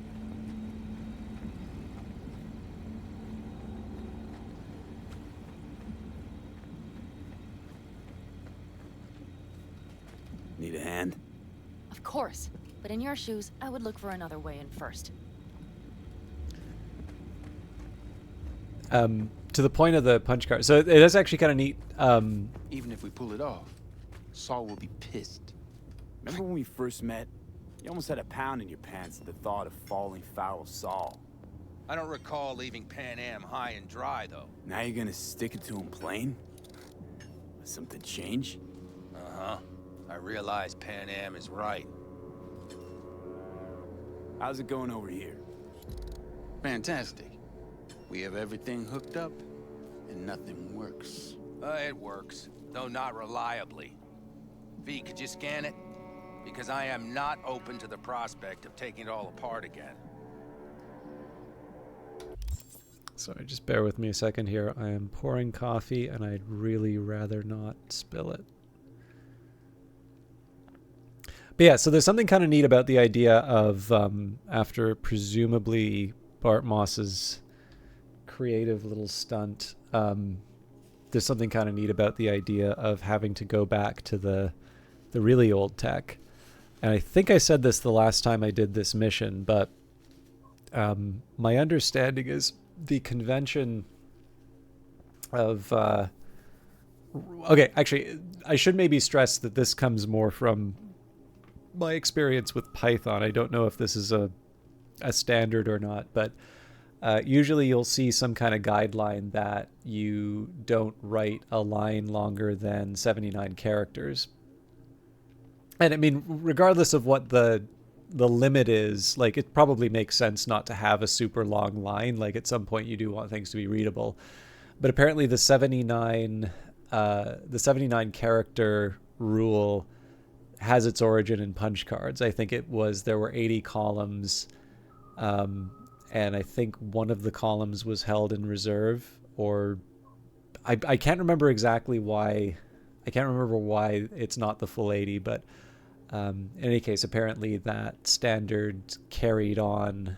I wouldn't be surprised actually if some screens maybe just had a 79 character width or 80 character width, and the guideline for characters followed that. Although I have noticed that, at least in terms of IDEs, some of them give like a default of, can't be 140. That's me thinking of Twitter, but like, I do know some of them have like a longer number, and I think that's people just, acknowledging the fact that we live in the age of the high resolution monitor, and that maybe 79 is a bit short given all of the real estate. And I do find that for myself. Like, if I'm only working in one window, I have like a whole bunch of blank space on on a big monitor, and I don't exactly need to zoom in to read the characters, so it's kind of wasted. All right, let's see what we got here. Capacitor's damaged. Third from the right. Indeed. Hold on. Let me swap it out. Time to try it again. Hey, it works. Thanks, V.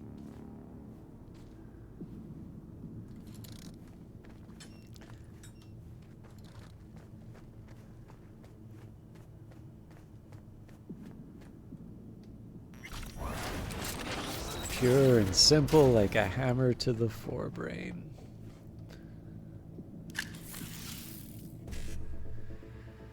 Alright, 55 and 2 FFs, but we don't have the 2 FFs, so maybe we do the E9 1C, which we also don't have.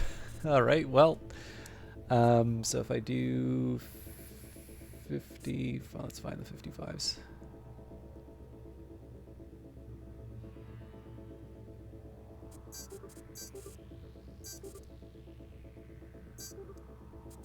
Should have thought as to whether or not there would be a 55 waiting. Oh yeah, here it is.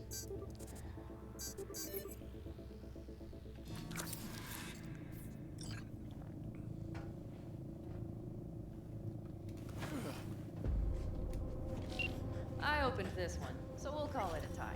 Be right there.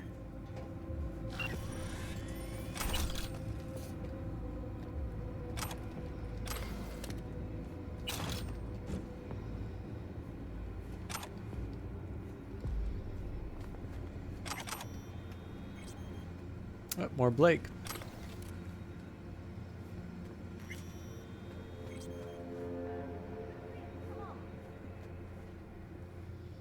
So this is maybe just so people don't feel like I feel a need to go on at length We have about lights. Mitch and Bob must have managed to connect. my literary interests. Got a little help from yours truly. One of the reasons why I kind of care about this stuff is that with that segment from the Iliad, I mean, that one... I've always been fond of trains. And the stations where so many tracks converge. Junctions. Yes, those. When you see them from above, you feel... Free. Like you could set off on 1,000 journeys all at once. Perhaps more simply, hopeful.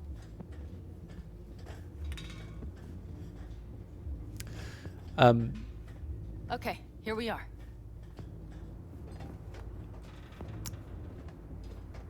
Carol! What are we looking for? Punch cards! What cards? Cards punched with a bunch of holes. Let me help look. Okay, thank you. But yeah, so in the case of...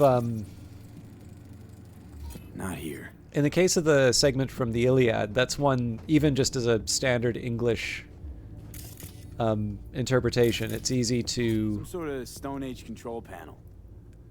Let's find the cards first.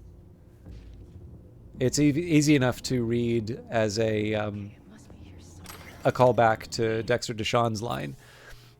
In general, my feeling is that if you play a game and at the start of the mission you see, you know, the marriage of heaven and hell, William Blake poem, and then the next thing you see is America, a Prophecy, which is also by William Blake, it's telling you something, right? There's something that you're supposed to draw from that. And again, because I'm not great with Blake, you know, I'm not sure that I'll draw anything from it. But it's, especially if I were to, I don't know, if I was like writing an essay on Cyberpunk, or if I was, you know, sitting down trying to understand how the game tells its story or how it sort of punches above its weight. This is definitely the sort of thing that I would sit down, take some time with. And if nothing else, you know, just pick up a book on Blake. Like, one of the things that I do plan on doing, Blake has been one of these things where I want to try and get a better grasp on it. It's not the only author by any stretch of the imagination. But it's one of the reasons why I've been reading my Norton Anthology of English Literature, because there are sort of two threads that I can see for that. And, you know, this is where I'm obviously going to talk my own book in terms of my interests, which go beyond just video games. But one of the reasons why I think it's valuable to have interests outside of gaming, on one hand, you know, some group of gamers want to make games as well. And as is true for film and writing and all of these things, generally the stuff that you really admire tends not just to be referring to other games. or other movies or whatever. Not exclusively, right? Like there's very clearly some filmmakers and some game makers who really are. They seem to just be participating in a conversation with other games, and people really like those. So as always, whatever floats your boat, right? But the stuff that personally I found the most impactful tends to be something that is about more than just, referring to other games or referring to other movies. And I mean, sometimes this is even life experience. And I definitely find that as much as I enjoy participating in sort of a local writers group that I'm in, for some of the stuff that I read, it is painfully obvious that the primary interest is sort of young adult, fantasy, usually urban fantasy. And while I don't have any problems with that on its own, I mean, if nothing else, I like Shakespeare, right? So, I'm probably going to have big problems if I announce that I'm not that interested in sort of the fantasy or urban fantasy stuff.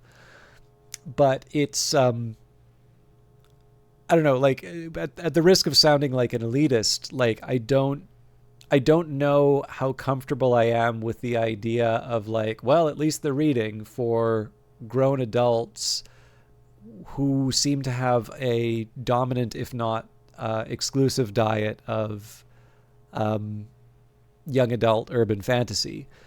Again, as with anything, it's anybody's leisure time. You can spend it however you want, but I'm also maybe not going to go full Bentham and say like Pushpin is as good as poetry. And I personally find that some of the greatest rewards have come from pushing myself a bit. So, likewise, do I want to understand Blake? Well, I have, that is now an aspiration. That's going to be something. At the very least, I want to come to terms with it so that if it's not for me, I can articulate why it's not for me. And so part of that, one of the reasons why I will do stuff like read my, Norton anthology is that very often what I tend to find is the case is my lack of understanding or the difficulty that I'll have with a given work is very often it's sort of in conversation with something that's come before. So, I really like John Milton, as I said. I particularly like Paradise Lost, not the only thing Milton did, but certainly the most famous. And given that it's, in its opening pages says that it intends to explain the works of God to man, and it's dealing with sort of events from Genesis. If you don't have at least a basic understanding of the Bible, which is something that Milton would have taken for granted in terms of his audience, some of the material's just not going to make a whole lot of sense. There's it's a movie from the 90s, very good one, Brad Pitt and Morgan Freeman, and Kevin Spacey, but that's not revealed at the start, Seven.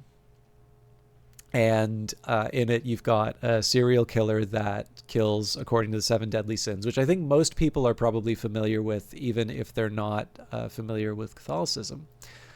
But in it, you have Dante.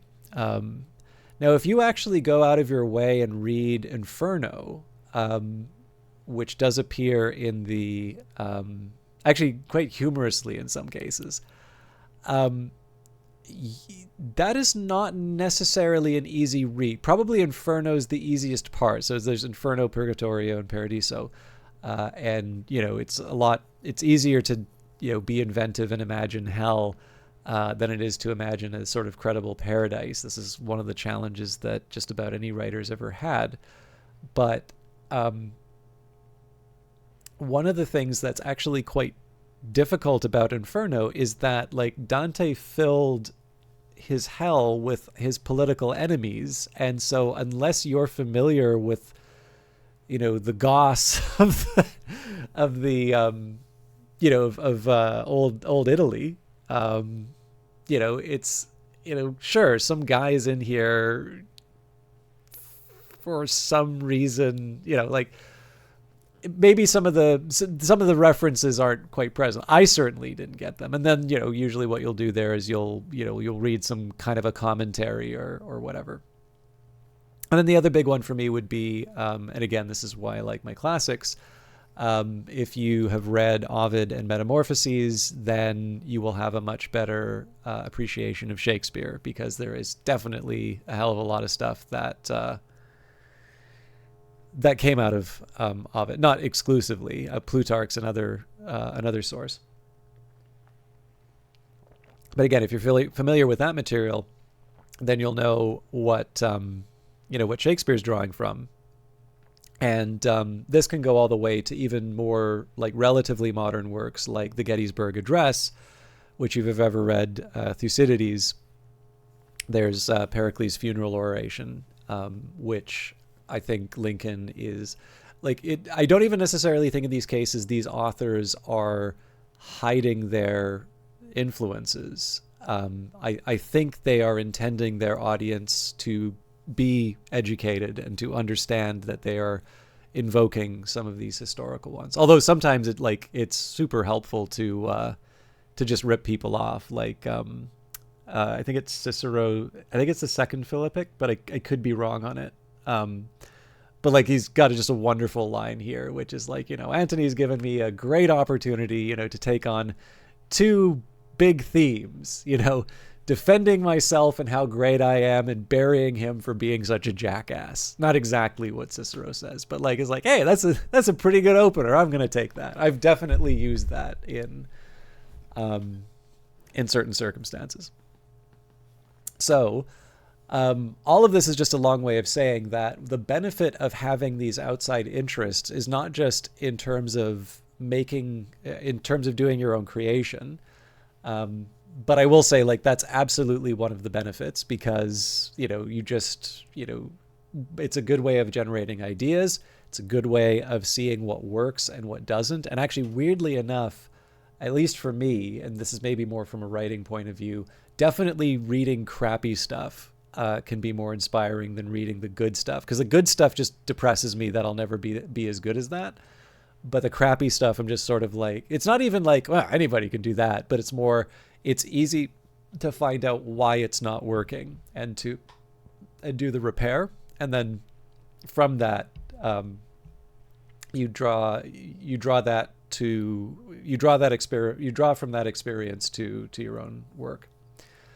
Presumably you do the same for games as well, right? Like, if you play a game that's obviously inspired by old style shooters like Quake, but it effectively is, some very basic level of physics to allow you to do WASD, and there is like gunplay in the sense that you move your mouse over, the bad guy, and you hit the left mouse button and the bad guy isn't in front of you anymore, you will very quickly find this doesn't feel a lot like Quake. And from that point, you say, all right, so what was it that made Quake Quake? Is it the fact that there is a level and I have a bunch of interesting movements that I do with a certain number of enemies that appear at a certain time to make me feel like I'm in the middle of a dangerous firefight? Maybe it isn't just that the bullets move directly. Like in this case, I'm thinking of like bullet drop for long range attacks, which is something that you'll even deal with in Fortnite. Obviously, you don't deal with that in Quake, but there is still things like bullet spread for things like the shotgun. So is there something about that? Is there something that's missing from that basic description that I just gave? And again, like, to me, it's when you're dealing with something not very polished, that can be the education to say, all right, all of these things in games that I loved are transparent, which is why those games feel really good, but I feel their absence, and so I move in there. But the main point that I wanted to make out of this is that beyond just being very good for creation, I do find these interests are really great for getting more out of the stuff that you already enjoy. Like some stuff, it's not going to matter. When I play, I don't know, like Off-World Trading Company is a really wonderful game. I've never played Mule, though. I think Mule would give me a good understanding in terms of where the game came from, but I've felt that I've been able to enjoy I've been able to enjoy Off-World Trading Company without playing one of the games that obviously inspired it. But playing a game like Old World, that gives me an opportunity to see, to draw from some of my understanding of the ancient world, and sometimes even discover new parts of the ancient world. And that's the last part that's fun about this, right? Is that maybe, Cyberpunk will be your first encounter with Blake. Now, I don't know, like maybe Blake is, maybe like Cyberpunk isn't the best first introduction to Blake, and, it's just going to be, that was confusing, and move on. But, or maybe there's like that passage from the Iliad or something. Or, there's also, religious practice, right? Maybe you'll read something about Buddhism in the game and suddenly be interested. There's obviously lots of different ways to encounter it. But I do enjoy that nice circular relationship. And like I said before, for me, where I am in my own journey of understanding these things, because I want to understand Blake, I'm working on, some of the oldest English stuff. So like now I'm reading like Geoffrey of Monmouth and some of the other sources for the Arthurian legends. So I have a way to go before I get to Blake. But I also will say, like, it's not, I'm not completely mystified by Blake either. So he is responsible for the lyrics to a lovely hymn, Jerusalem, which actually is from Milton. But yeah, it's basically Jesus fanfic, and it's put to some nice music. It's kind of this very, I guess it's like a British patriotic song. There's a version of it actually in Chariots of Fire, which is in fact quoting that poem.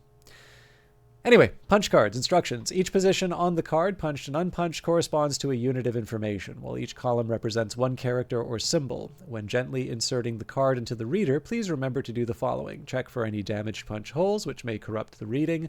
Make sure cards are inserted in the proper order. Double check that the card description matches the data encoded on it. Look thoroughly, please. Nothing here.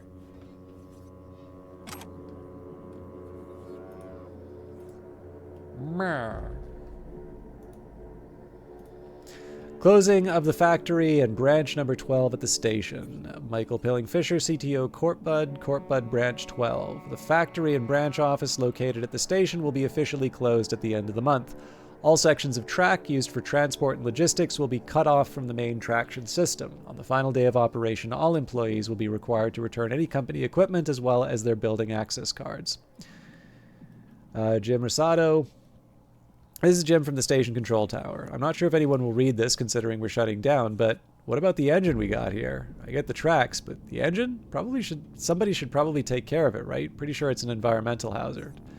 The engine will be removed in accordance with all applicable safety guidelines. The corporation lied.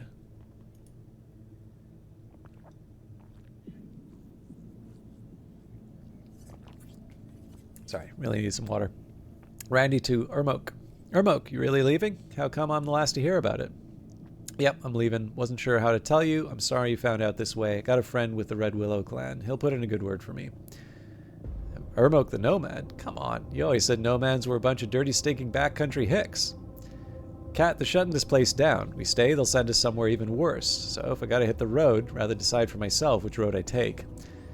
Yeah, sure you'll have your say. I bet you'll be the head of the clan in no time. Leave my stuff on the desk before you go.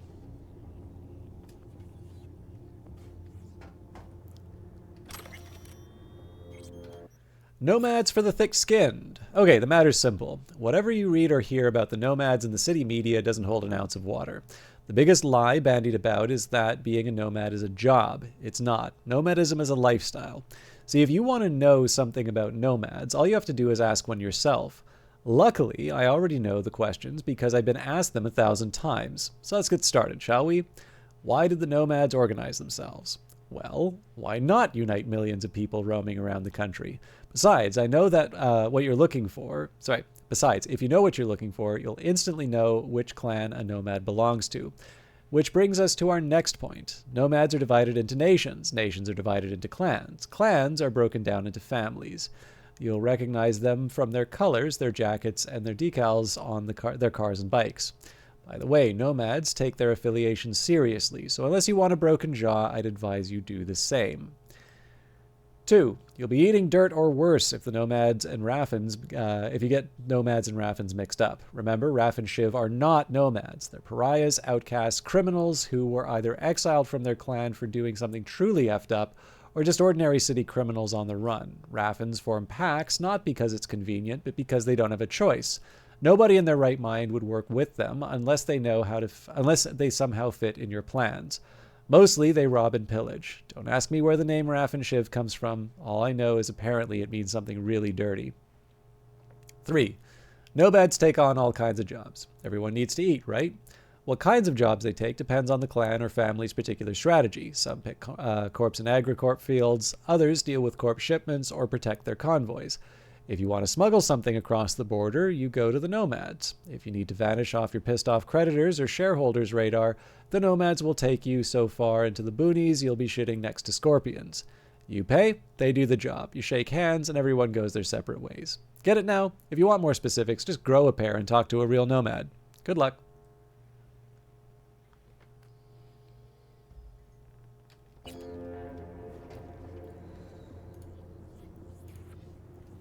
New threat level, high alert. With regard to the net crash, we are pleased to inform you that the communications have been restored and that we are adjusting the threat level rating from crisis response, T4, to high alert, T3. All employees shall report for an informational meeting at 0800 a.m. tomorrow. I guess it's not a.m. if it's 0800. Tomorrow in Hall E. The meeting will cover new operational procedures for the factory as well as new technology to be introduced. Attendance is mandatory. Not here.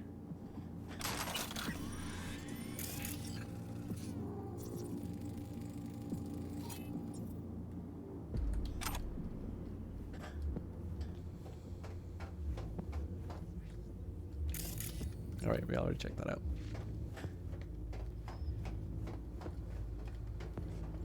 She's really looking at those papers.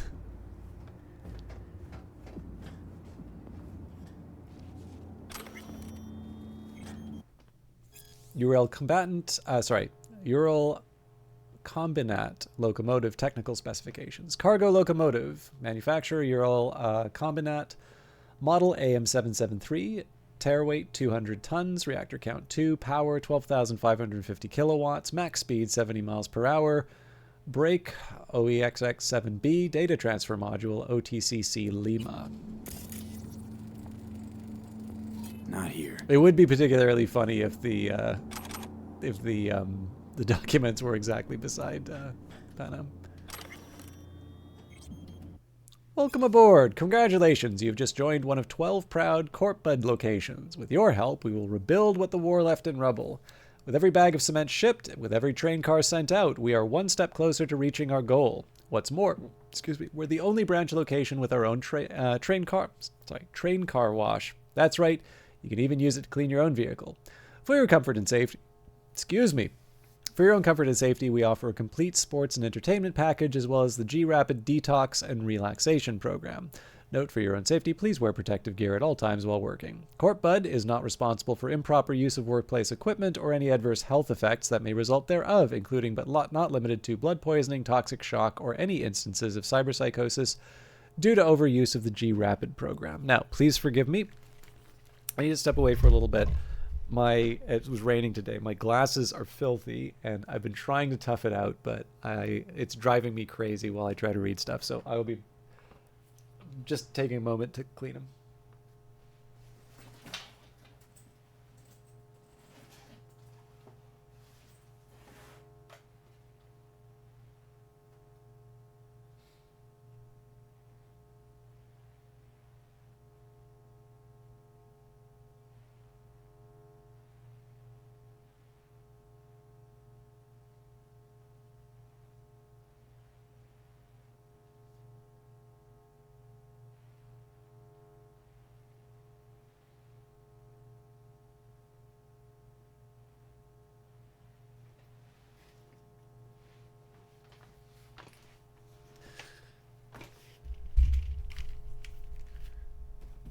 All right, fixed.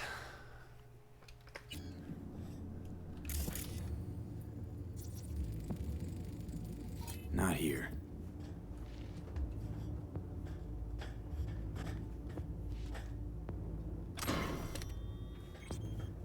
Not here.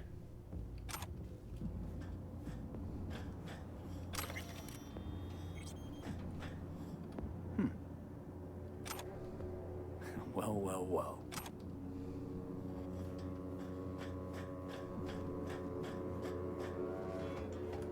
Got something.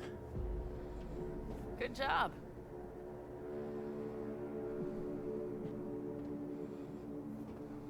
Carol! We have a card! What now? You have to put it in the reader! Well, V, the card. In the reader?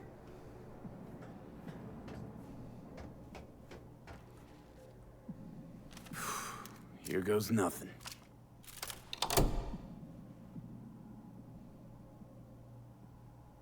I'm kind of intrigued by the implication. Come look. Little engine that could.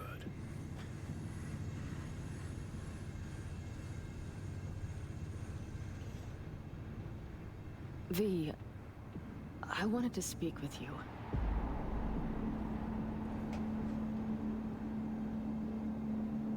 What did you want to talk about? I know this may sound foolish, because I asked you to help me. But... why are you doing this? 'Cause it's important to you. But... is that all? Sorry.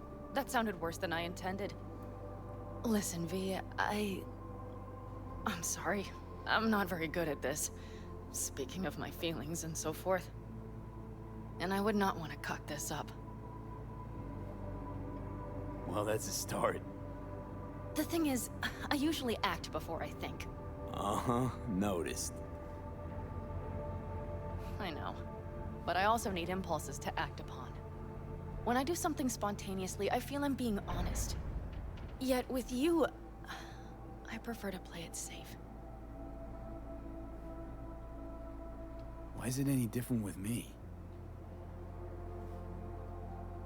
Because I truly care this time.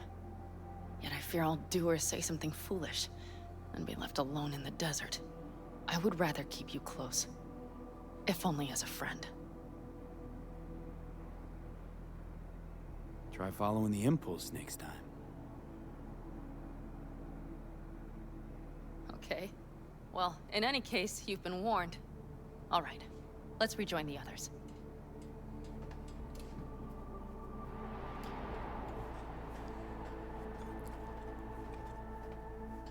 So one of the things that's kind of interesting about the idea of having one punch card... Convoy. Got eyes and ears on it? Yes, Carol checks their communication channels from time to time. Everything is proceeding as planned. For now. I'm kind of curious how the punch card works, right? Because obviously the old style punch cards would be a bunch of... like it'd be a stack of them that you kind of run through the machine. And I guess what that implies is there's sort of, I guess, a degree of... I don't know, like kind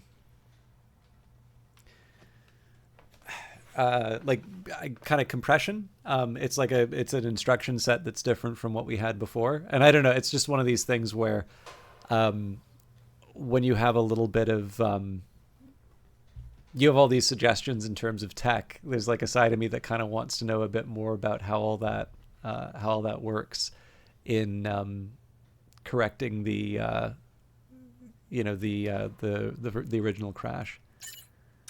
V, do you know where Panam is? I'm not a babysitter. For crying out loud, I don't care what's going on between you two. I'm just asking. Can't you give me a straight answer? When you see her, tell him I'm looking for her.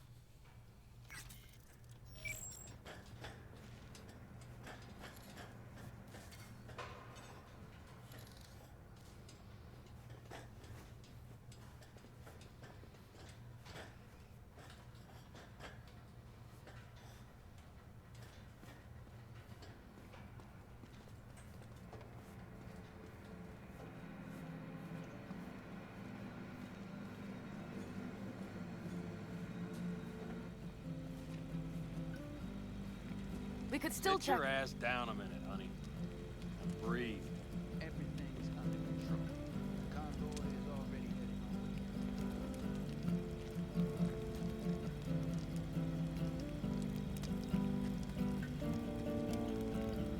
You worried about Saul?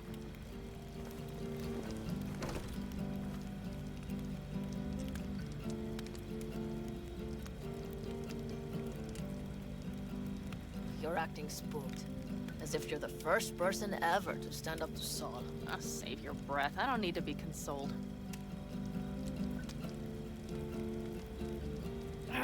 Was it someone I know?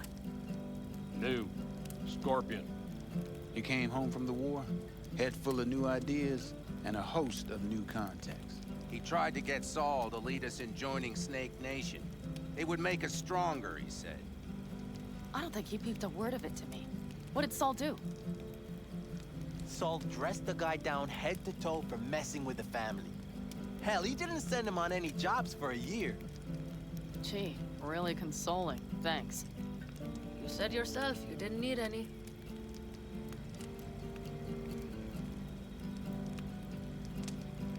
You don't talk about the war much. What's there to say? They just packed you into a Panzer down in Mexico and said full speed ahead, soldier. Then it was weeks talking either to yourself or the onboard AI, drinking iodide like water, because your Geiger wouldn't shut up. Mm-hmm. I'm sprouting a rash on my ass just thinking about sitting in that boiling hot coffin. Uh-huh. But you all can't wait to pack your asses into the Basilisk, huh? That's different. Completely different. You'll see once you're on board. I'm gonna try and get some sleep. Okay. It'll be quite some time before the convoy comes through.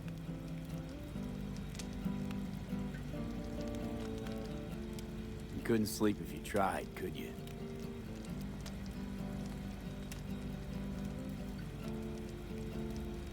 I'll just lie here a while, by your side, gazing at the stars. So many of them. Is that another area of your expertise? You got maps of the heavens in your library, too? Of course. That's the Big Dipper. And do you see the small flickering star to the right? Yeah. You do? Oh dear. That means there's a major leak. Good night, V.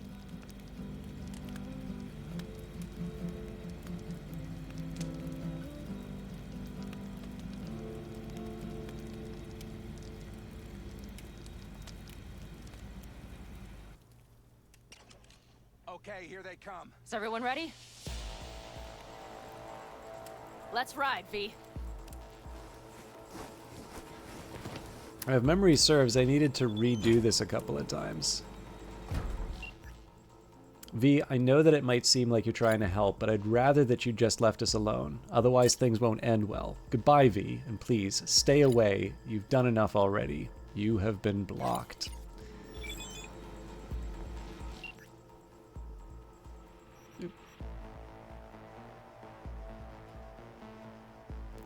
V, I spoke with Elizabeth. She confirmed what you told me. How long has this been going on for? I can't remember when this could have started. But that's just it, isn't it? I can't even trust my own memories. Who knows how much of this is fake? I remember my brother, I think. It's hard to say. Why is he suddenly in my memories? Elizabeth showed me the room that you two found. What the fuck is going on? I feel like I'm not in control of anything anymore. They're in my home. My home, for fuck's sake. I won't sleep until I catch these motherfuckers. Now, they weren't just in my home. They were my fucking home. This whole place is bugged. Jesus Christ, V. If they're in my home, that means they're here too. They must already know about you. What do you plan to do now?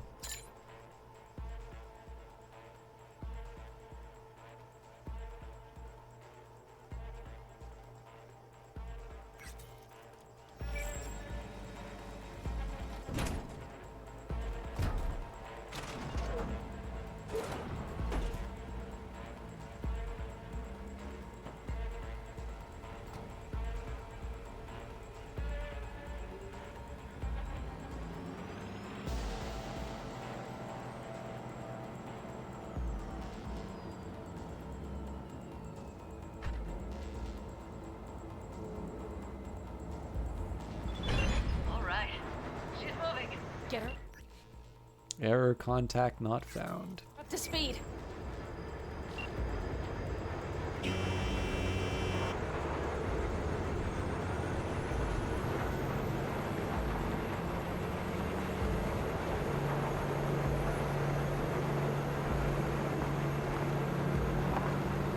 They're going faster than we thought. I don't know if we can catch them. Uncouple one of the cars. It'll speed you up. Hey, no hemming and hawing. Take out that coupler.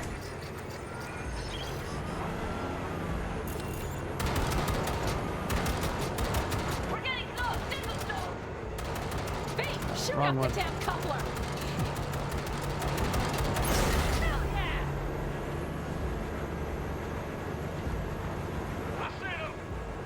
Surround them as soon as they're cut off.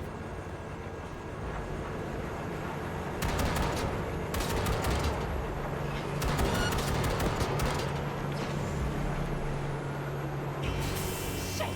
Probably jammed in. Okay. Trucks are all yours, boys. Move that ass, steady boy. Go, go, go! 4, no, 5 vehicles. No.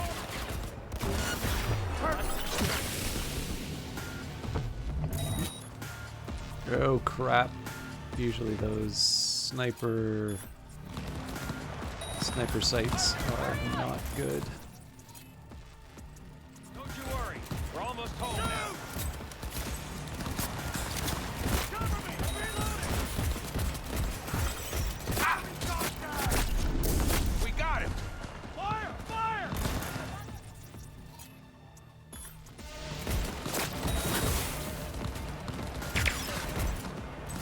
Taking heavy losses! Approaching target! Go, go, go! I'm on it. Come on.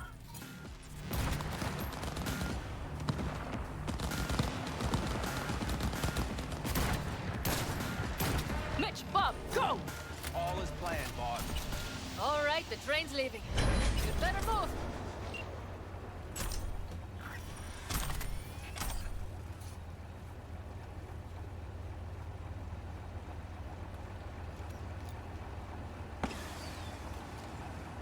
Presumably I am better leveled than I was last time I did this, because I definitely remember this taking a few tries.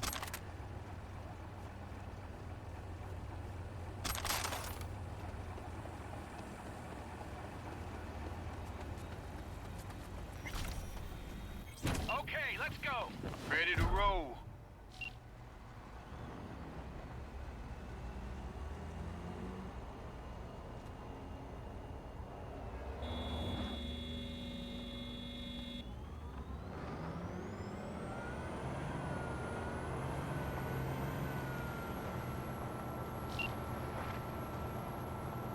Fuck! It worked! Woohoo!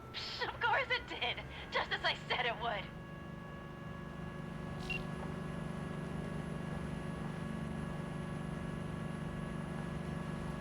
There would actually be a fun... I don't think this is How's it how... going there, V? Did you have fun? Sure did. Just be happy you won't be around to put the hunk of junk together. The real fun is just starting for Mitch and Teddy. There's a side of me that would like... I don't think this is how the mission ends, but it would be kind of funny if you like roll up in front of the Biotechnica people with the basilisk.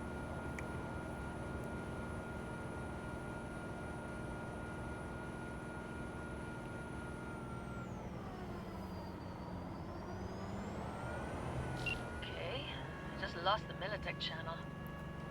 The suits finally realized someone was listening and changed the codes. Perfect timing, if you ask me.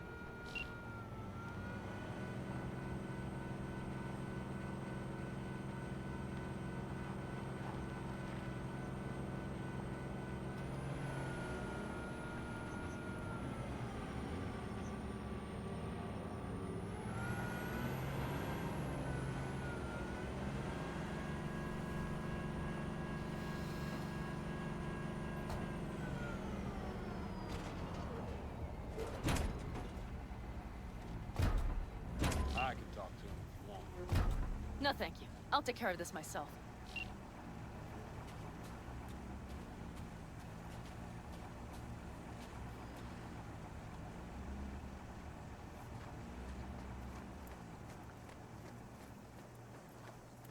Fuck! Panam! So it begins.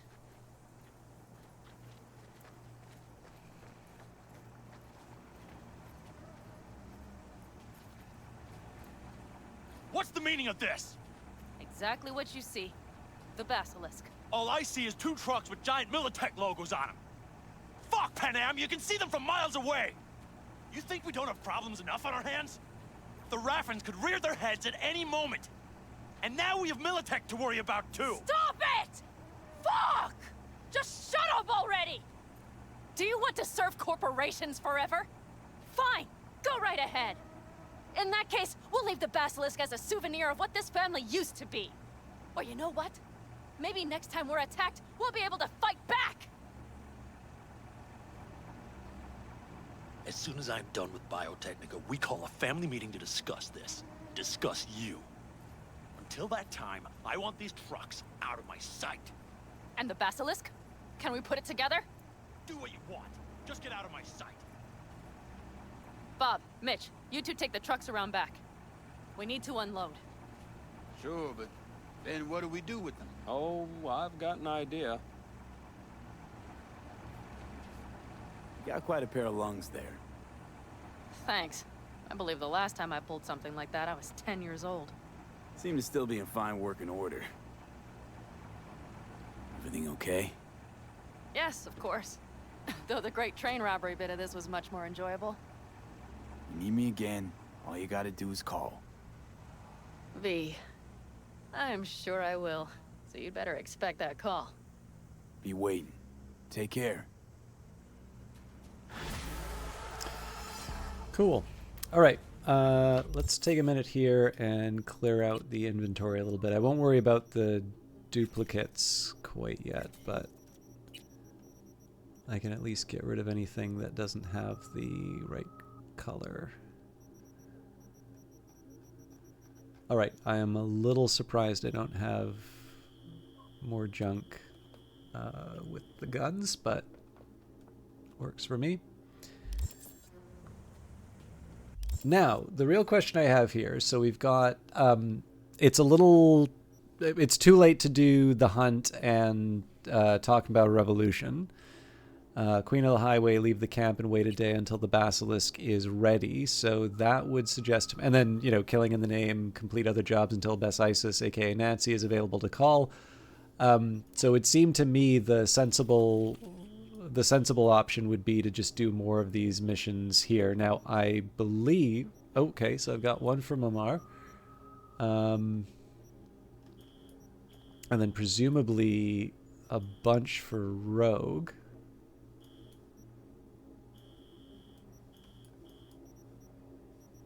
Who apparently isn't listed here. Fair enough. But at least based on the map, we've got 3 gigs, one of which may be one of which may be related to El Capitan. But I think what I will do, I mean, I'll go basically by proximity. So if we're waiting for the evening, we can presumably get all 3 done. I mean, unless there's like a waiting point, in which case, whatever. But yeah, what I think we'll do is we'll do the gigs. If nothing else turns up, then that's fine. Then we basically choose between either meeting up with River or Judy, and that may even be another question of proximity. But I actually don't think... I always find it a little hard to decide where I'm going to be starting with Cyberpunk, and obviously I talk a lot over the game, so I don't quite know where the day's going to take me. But I think this is a good place to end it, because it means the start of next week's stream will be hopefully 3 somewhat short gigs, and then we can make some decisions in terms of where we go story-wise. and presumably once we get the 3 gigs done and at least one of the story bits, then we'll get Queen of the Highway opened up. But I'll leave it there. Thank you everybody for watching and hanging out. I will take a minute. We'll go to the main menu and see if there's anybody online. I know the last couple of nights it's either been Will Shand or just not hosting at all. I guess it just depends on who's online.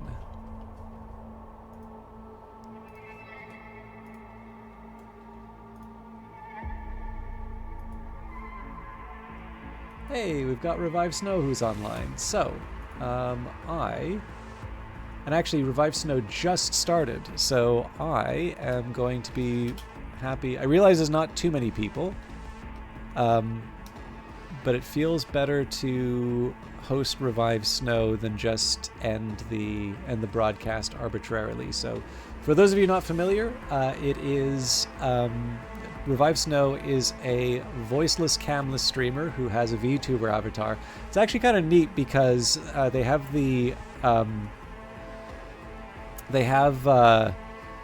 like they sync up the VTuber avatar with their VR system, so you will actually see the avatar sort of move in relation to their real world movement. Notes here: mute/TTS streamer, adult content, profanity, violence, blood, and gore. Strobe light effect, bright flashing lights, music with an extremely catchy beat that might make you vibe or even dance. Watch at your own discretion.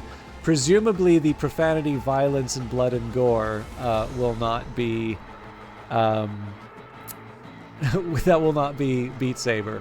Maybe it is. Gives you an excuse to watch. Anyways, have a wonderful evening. Happy Halloween to those of you who are checking it out, and be sure to cleanse and redeem your soul for All Saints Day, November 1st.